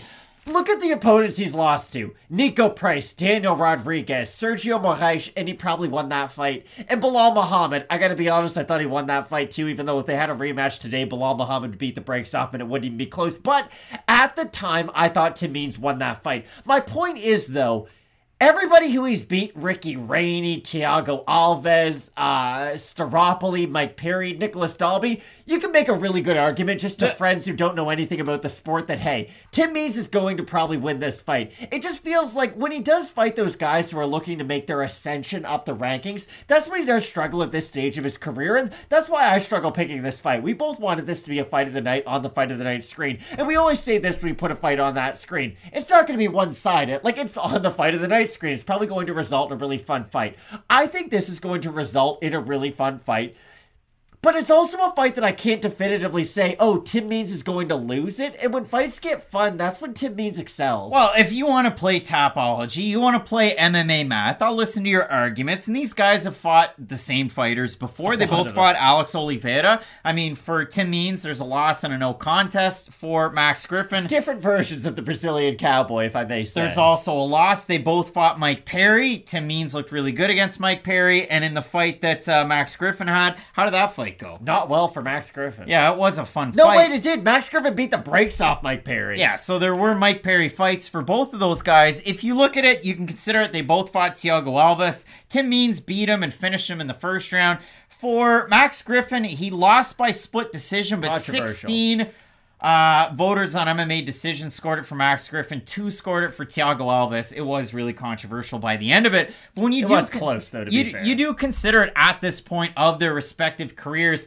Tim Means been the underdog in some of these recent fights. He fights Laureano Staropoli. He fights Mike Perry. He fights Nicholas Dalby. Wins those fights by decision. He had some back and forth with Kevin Holland in the first round of their fight, but Holland lit him up with the volume and the power. He ends up landing the cross that stuns Tim Means. Then he gets him in the front choke and ends up rolling. Gets the Dars for the finish. For Max Griffin, his last time out against Neil Magny, he drops him early. Magny rallies himself back into it. It's a split decision loss for Max Griffin, but it was really, really close one. Like, it could have gone either way, and people really were split. But when I do look at this matchup, there's actually some comparables that are fairly recent for both of these guys, and trying to break this one down. For me, Tim Means, the fight that he had against Sabaho Masi, I think that's a little bit of one. The fight that he had against Thiago Alves as well, just body type-wise, fight style-wise, where they're at in their careers, I think Max Griffin matches up that way. And for Max Griffin, I had his fight against maybe Mike Perry. Maybe that's the way that a guy like Tim Means matches up. Like, Perry's going to walk you down, throw volume, throw power. And that's how Tim Means can fight too. But I guess stances is kind of a difference there too. I think we want to break it down the most basic of terms. They both have a lot of similarities in their striking style. Both very boxing heavy. Means does like to throw a lot of elbows when he gets in close, though. It's something he's very well known for. Likes the clinch, likes the tie elbows. Will do sort of a single collar tie and then throw elbows with the other hand. It's a very effective maneuver that he's had throughout his career. It is not something that's faded as he got older. Remember Jose Aldo in the leg kicks? It was always Jose Aldo in the leg kicks. But as he got older, he kind of got away from those. We see that happen a lot in MMA. Fighters will change as they get older. But for the most part, Tim Means doesn't fight in a different way than he did when he was younger. Like, he's going to struggle with grappling defense. He's going to struggle with takedown defense. His initial takedown defense, I think, is solid. I think when he gets into some of those chain wrestling engagements, that's when he can struggle. His striking, very good when it's volume-oriented. His deceiving power, I think, is you look at a 40-year-old who, again, looks like any 38. Sorry, a borderline 40-year-old who Tim Means looks like any guy walking down the street. There's nothing that makes him exceptional. The thing is, he's really dedicated, has crazy cardio, high a really school good wrestling chin. coach. High school wrestling coach will not offensively wrestle a lot in his fights. Will use the offensive wrestling. He's, again, we talk about this a lot. Guys who are good offensively with the wrestling but struggle defensively with the wrestling. Tim Means is cut from that cloth, but it's just not a big part of his game either way, so I wouldn't expect a takedown attempt from him. I think Griffin's the more likely to go for a takedown, and I wouldn't be surprised that if Griffin's really struggling in some of those clinch exchanges with some of those elbows of Means, look for him to duck under and maybe try and take this fight to the mat, where Griffin, I don't know if he has a grappling advantage. I know we've seen Tim Means get out grappled, but I think these guys are on quite equal footing with where their jiu-jitsu is overall. Again, I favor Griffin with the overall wrestling, so it may be better with the grappling because he'll end up in the top position. But this is an underdog pick that I find very tempting. I feel like when people look at this fight, and I feel like this is why the odds are set the way they are, when people think about this fight, it's, oh, Max Griffin's on the come-up, and Tim Means has already been there and done that. But when you really think about both guys' careers, I really think they're in similar positions. This fight, to me, we normally say this when it's a prospect getting a big win. It's, hey, a win might be the worst thing for them. Will you agree with me when I say this? Hear me out. A win isn't a bad thing for them, But a win puts them in a bad situation, which is you're probably fighting a top prospect your next time out. I think the winner of this has enough notoriety to go against like an Ian Gary, a Jack Della Maddalena, and I think that's how the UFC is trying to set it up. I think the winner gets like a Trinaldo Muslim Salikov type, because for Max Griffin, his last time out, he fights Neil Magny, looks really good early on, and then he just about gets 10-8'd in the third round. For Tim Means, he got that kind of big name his last time out off the win streak fighting Kevin Holland. Did well at the start, and then Holland's pressure, his volume, and his power ultimately won out. Is Holland retired? I don't know.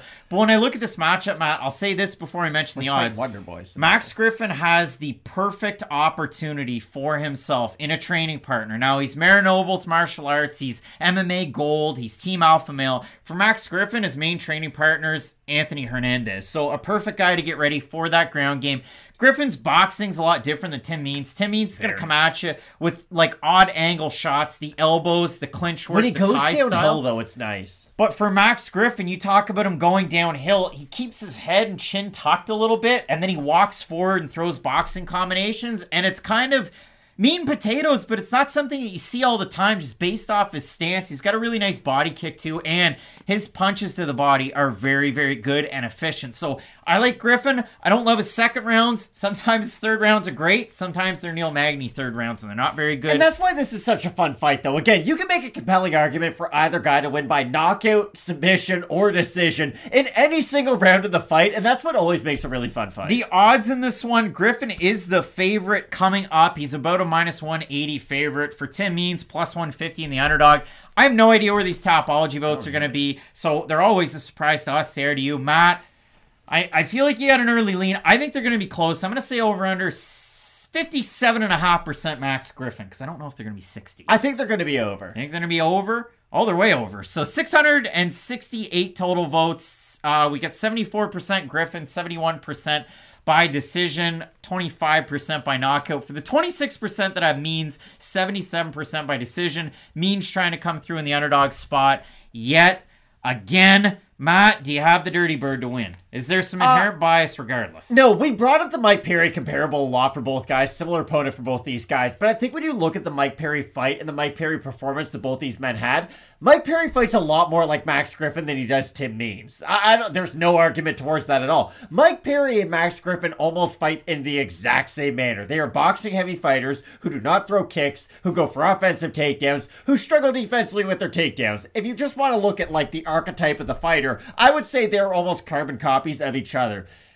Tim Means and his volume really gave Mike Perry trouble, and I think his volume is going to give Max Griffin trouble too, and this is why. I think Griffin will have success in some of the boxing engagements here and there throughout this fight, but the thing about Tim Means is that even though he is 38 years old, I wanted to put 40 on him, but you corrected me, he's only 38. He still does have good cardio for this stage of his career. That's an impressive thing to see from a guy who is pushing 40 years of age in a division that's not really known for its silver foxes, if you will. So for Tim Means, I do like the fact he's always represented the non-Jackson Wing Gym in New Mexico. NHB. I was just about to say Fit NHB. There's a middle-aged woman who works his corner who's his head coach.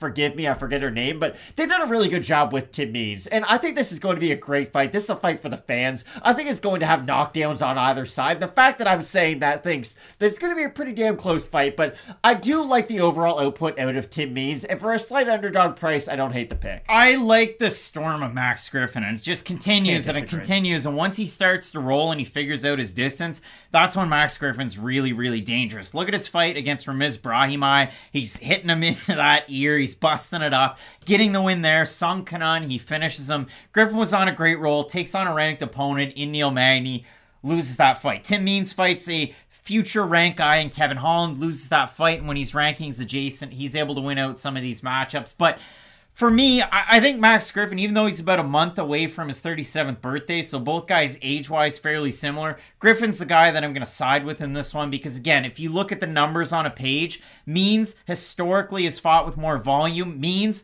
14-10 with a no contest in the UFC. Max Griffin 6-7. I like Max Griffin a little bit more here, and I like what I've seen in some of these fights where they haven't been necessarily turning away the young bucks and the prospects, but I just consider it a little bit more for Griffin. I don't disagree with anything on your pick, but I feel really strongly about this. I'm not going to lie. I really do think the winner of this is going to get fed to one of those next-tier prospects. I understand the Trinaldo fight would be a really fun fight. It's a fight for the fans, but I think it's tough to give Trinaldo somebody coming off a loss in a really high-profile fight. And I really do think the winner of this has a big enough name, because they're both known as action fighters, right? You're going to pay, maybe not pay to watch either one of these guys fight, but you get the idea. You're going to get excited for the fights that these guys are involved in, and I really do think that the winner of this fight, no matter who it is, whether it is Max Griffin like you would said, or Tim Means like I think the winner of this is going to get either a Gary or a Madalena next. We're split on the pick. Matt going with the Dirty Bird. Tim Means. I'm going with Max Payne Griffin. Main event. Kattar taking on Allen. It's a big-time featherweight matchup that you're not going to want to miss. Keep it locked in with Fight Night Picks, we always say. Let's get into it.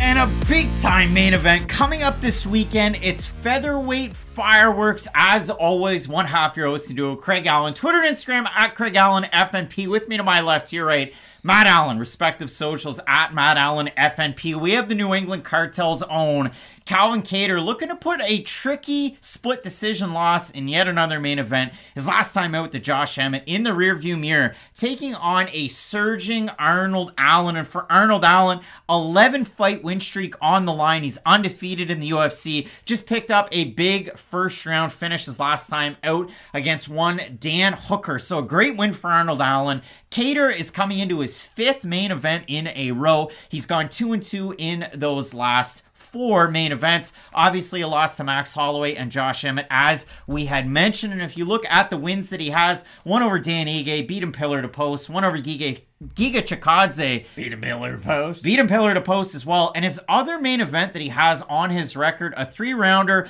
against a retired striker, Zabit Magomed Sharipov, a fight that Kattar was rallying back in. Everybody loved that 3rd round for him. But regardless, for Kattar, he's been such an interesting guy in this featherweight division. It almost seems like he kind of came out of nowhere at a certain point. And the funniest thing that I find, and I found when I went to look at Kattar and all of his fights in the UFC, debuted against Andrei Feely, was a -300 underdog, wins that fight, +180 underdog, UFC 220 at home against Shane Burgos, wins as an underdog, loses to Hanato Moicano, they were about even in the odds, beats Chris Fishgold, Moncton, New Brunswick, Canada, -230 favorite. He was a -160 when he took on Ricardo Lamas. He beat him by finish.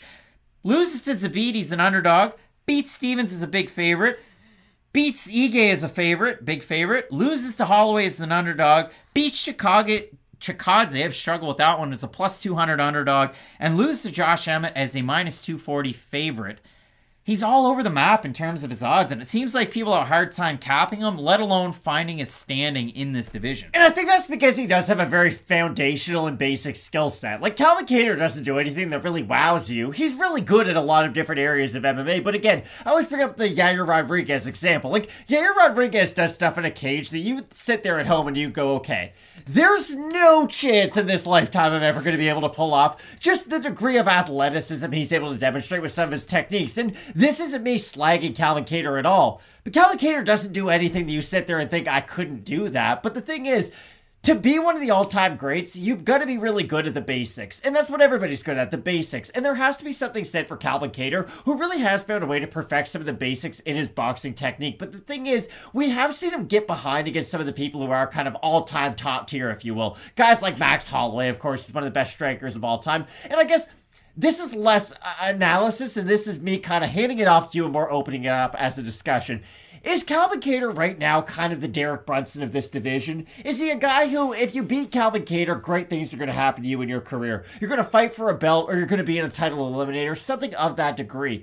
But if Calvin Kattar beats you, then you're going to be fighting ranked opponents for a little while. You might have 2-3 fights in the top 15 before you really do get another bite at that apple. Because I think there's a world where Calvin Kattar is a really competitive fight to everybody in the top 5, which we have seen. I know he struggled with Holloway, but still, if you just think about the highlights of that fight, not the performance, Kattar did land some pretty good shots in some of that fight. If you think you can box with power and volume for 5 rounds like Calvin Kattar, you're fucked. No, but there's nothing in his boxing that's like, wow, he's not throwing 360 switch kicks. There's not a lot of spinning techniques. There's not a lot of Habib-type grappling. It's a lot of jabs. It's a lot of combination. It's a lot like that Space Cadet song by Metro Boomin. Aim a lot of sticks like it's laser tag. That's exactly what Calvin Kattar does in every single one of his fights. I don't think I can strike like Calvin Kattar, Craig. I don't think anybody who listened to what I just said thinks that I came across thinking I could strike like Calvin Kattar. Okay, well, for Calvin Kattar, again, the big point that I had, if you look at it in his fight against Josh Emmett his last time out, it was a really tight one. I thought Kattar won, and on the rewatch as well, he won round 1, round 4, and round 5. Emmett had a good shot round 2, round 3. Round 5 was the one that was fairly close. Emmett was throwing the big power shots. Kattar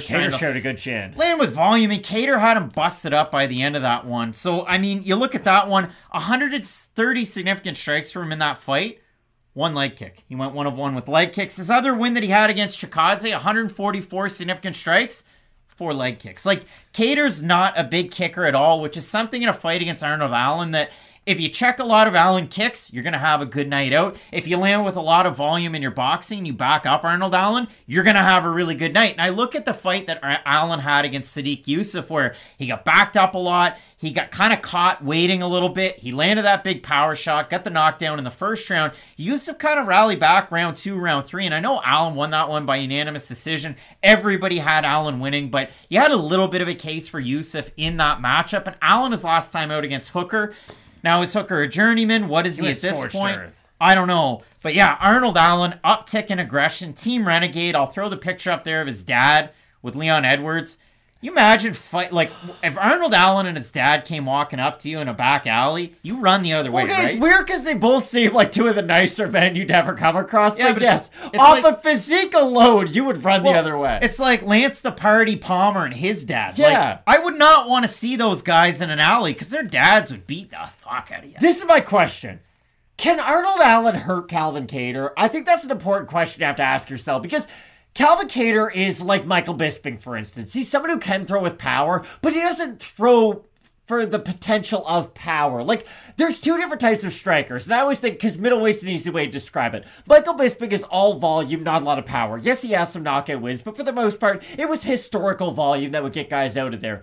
The other side of that would be Vanderlei Silva. Vanderlei would load up on every shot like crazy. He would telegraph his punches. But the thing is, if you don't get out of the way of those punches, there's some devastating consequences that are going to come along with those. Calvin Kattar is much more similar to Bisping than he is Vanderlei, where he just let the technique flows naturally. He does have power again. Don't misconstrue my words and think that Calvin Kattar doesn't have power, but he doesn't throw trying to knock guys out, and I think that's important because Allen can have both those versions. He can be the steady fighter, and that's the other thing too. I don't think 5 rounds is going to affect Arnold Allen. I think Arnold Allen's a good steady fighter. I know he might not always fight at the exact same pace for every single round, but I think he's a steady enough fighter and a cerebral enough fighter to understand what situation he's in. Now, yes, I favor the fact, and you brought it up a few times now, so I feel like it's going to be a big point of yours. Calvin Kattar has been in a number of UFC main events up until this point. And he fights about the same in every round. Exactly. Like I said, both these guys I would say are cut from the same cloth. Now, the difference is, I know Calvin Kattar can be steady for 5 rounds, but I do think Arnold Allen's the type of guy who, again, he doesn't throw with everything with power. He can throw with volume. He's not the most aggressive guy we've ever seen, even though, yes, last time we saw him go out there and throw with a lot of power. I just think this has all the makings of a classic. I think we're going to get a great fight this Saturday. And the last time that Arnold Allen lost, it was years ago against Marcin Rozek that's been with KSW. He's on The Ultimate Fighter Season 22 with the GOAT Arnold Allen. Artem Lobov. And for Allen, if you do look at it, he's a lot lower in terms of his volume compared to Calvin Kattar. And he debuted back in 2015. So he's been around in the UFC longer than Calvin Kattar has. And I do look at it. I mean, he's got a really nice left cross in close. That's what drops Sadiq Yusuff. He mixes in his wrestling when he needs to, and he can drop his levels with that head kick quite easily. He's got really good kicks in his repertoire. But if you want to crowd the kicker, we saw Kattar do that to Chop Liver Giga Chikadze with everybody on this channel, and they're not fans of him anymore.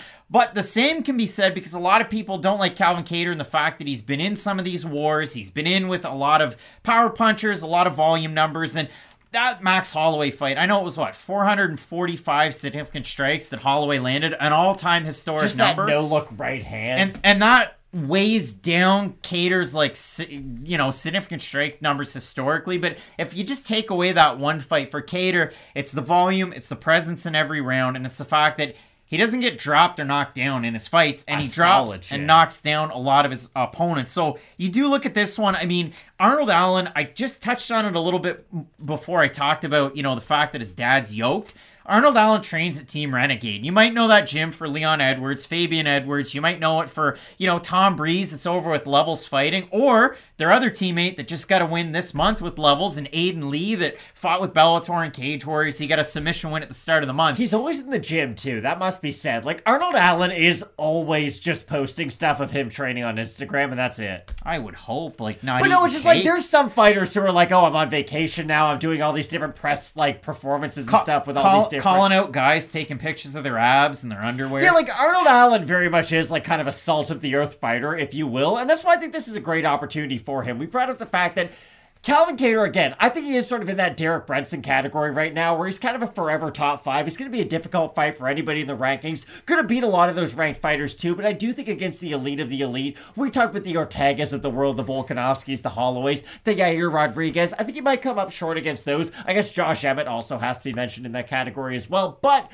outside of those, Calvin Kattar is going to have a great chance against anybody because, again, his defense is good enough to keep the fight where he excels. Again, I just keep on coming back to the questions of, does Arnold Allen have enough power to hurt Calvin Kattar? Because we have seen Kattar get stunned on the feet. You're right. We've never seen him get knocked out or knocked down. He does have a very durable chin, but we have seen him get hit by a strike, kind of turtle up and back up in fights. It's happened in numerous amounts of fights. So I'll be very curious to see if Arnold Allen can have that kind of power, because I think Arnold Allen hits really hard. Of course, he doesn't hit as hard as Josh Emmett. I think Josh Emmett kind of stands alone in this division for his punching power, but I do think Arnold Allen can hurt Calvin Kattar, and I think that's what's going to come down in this fight. I think Kattar will be the steadier guy with his jab, with his output, but I think it's going to come down to, A, I think it's going to go to a decision. B, I think both guys are going to look good in the 5th round, so I think both those things are very important. And C, I think Kattar's the steadier guy, but I do think Arnold Allen has the potential to hurt Calvin Kattar, and that's why I'm so in the middle about this fight. I think this fight, you hate it when people say, oh, it could be a split decision, could be a draw, but this is one of those fights where we could have kind of 2 rounds where, oh, Kattar won those 2 rounds, Arnold won those 2 rounds. You have a 5th round that might be razor close, and everybody's mad about the decision. Like Calvin Kattar's last fight. Exactly. So Kattar isn't new to these kind of these decisions, but I really do love the matchmaking in this fight. I can't say this enough. I really love how these guys match up. Not a lot of you voted in the community tab for this one. What are you doing? Head over to the community tab. We threw it out to you a few hours ago. 59% with Arnold Allen, 41% with Kattar. We threw it on out to the Instagram community, and it's about the same. 63% Arnold Allen with the votes. In the comments section, Travis says, since it's 5 rounds, I have to go with Kattar. Both saying the broken nose versus the broken hand. True. Benny, big Kattar fan, but he's taken too much damage in the past. And Russ saying 2nd round TKO Allen. The odds are about even in this matchup. So Matt, odds are even. Fans pretty well overwhelmingly have Arnold Allen. I think you've set it up one way, but who do you have in the pick here? Here's the thing, you say I've set it up one way, but I must say this. All week long and leading up to this event, I really thought Calvin Kattar would be the favorited fighter, and I really thought I would find myself picking Calvin Kattar in this matchup. I think he boxes Arnold Allen's ears in. Here's the thing, he might, but Arnold Allen's a way better wrestler. He has submission abilities. I think he does have a good enough chin to at least make this competitive. That's what I mean. I keep on stalling because I have no idea who's going to win this fight. I really do think there's a world out there where Arnold Allen uses his leg kicks really effectively, because that's something you had brought up too. Calvin Kattar's a great striker, but when we talk about his striking, it is primarily the boxing, a lot less with the kicks. So I think there is a world where Arnold Allen at range can really effectively use the calf kick, mix in the body and the head kick, be one of those 3-level strikers that we like to talk about. But I guess it's sort of like a Swiss Army knife and a machete. A Swiss Army knife's going to do more stuff, but if you need something cut, you're probably going to go with the machete. And if this fight's on the feet, again, I think it's a close one, because I do... Make a pick. Craig, I think Arnold Allen's the more well-rounded fighter, but I guess I do think this fight's primarily going to take place on the feet, and that's why I have Calvin Kattar. I like the jab of Kattar. I think he's going to go to the body a lot in this fight, and I think that's going to be an interesting thing for both guys. Arnold Allen is the more likely to go to the body and go to the legs, but Calvin Kattar, with that 5-round experience, I could see him trying to test the gas tank of Arnold Allen, really test that early, because, again, Kattar is the more proven guy as it goes late, but I can't say this enough. I think this fight's going to be incredible. No, and I know how hard it was for you to make the pick, and that's why I'm giving you a hard time. I'm just kidding around. But when I do look at this one, Matt, my reasoning for it is Kattar long ago fought a guy just like Arnold Allen at 145 pounds at home. Kattar was the underdog, plus 180. And he's at UFC 220, and he fights Shane Burgos, and he finishes Shane Burgos. Burgos doesn't kick, though. Allen does. Burgos throws a lot of heavy boxing combinations, not a ton of volume, and we've seen Burgos turn into a wrestler as his UFC career went on. We'll see if that plays out with PFL when he takes on Marlon Moraes. Why did they make that fight? I don't want to watch it. Like, I like Marlon Moraes. I like Shane Burgos. I don't want to see a bantamweight fight a massive featherweight. Ray Safo, you can stop it. You can just come on, sugar. Rip up the contract. We don't need to see it. But for me, that's why I have Calvin Kattar. I like the volume. I like the pressure. The other thing with Arnold Allen that we didn't mention, I think this is a big point that you were starting to allude to. His movement front to back and side to side, he doesn't allow fighters to cut the cage, he does, which is something that Calvin Kattar does incredibly well. So is the final pick Calvin Kattar in this one? It is, but again, you're going to have to check in with question mark kicks, which luckily starts 2 hours before the first prelim does, for us to go through our last pick on the card, because I gave Craig a hard time leading up to this. He has switched one fight on both of the last two cards, which unfortunately for him has not turned in his direction, but again, I can't say this enough. I think this is a very fun main event. It's an important main event too, because I do think the winner then joins the club of the elite in the featherweight division, where the loser just kind of remains good, if not very great, but sort of avoids the elite of the elite. So this is one of the better Fight Night main events we've had in a while. I think that's fair to say. And this is one of those fights that could easily be like a pay-per-view main card fight. I'm just happy it's a 5-round affair. And there are 9 fights on this card right now. Christian Rodriguez, Garrett Armfield off the card on short notice Sunday. The notes were written, the graphics were done, and we don't get to talk about it. And of course, you also have Grant Dawson, Mark Madsen that was moved to next weekend's card. So we would assume that they're going to add a few more fights to this card, and we will have those out as individual videos along with these 9 in their individual formats as quickly as we can possibly get them out there for you folks. So make sure you toss a like on the video. So many of you did last weekend, and the subscriptions went wild. It was like Hulkamania in the late 80s, early 90s. So thanks so much for all the support out there. 2 hours before the prelims is question mark kicks. Keep it locked in with Fight Night Picks, as we always say. Let's get into it.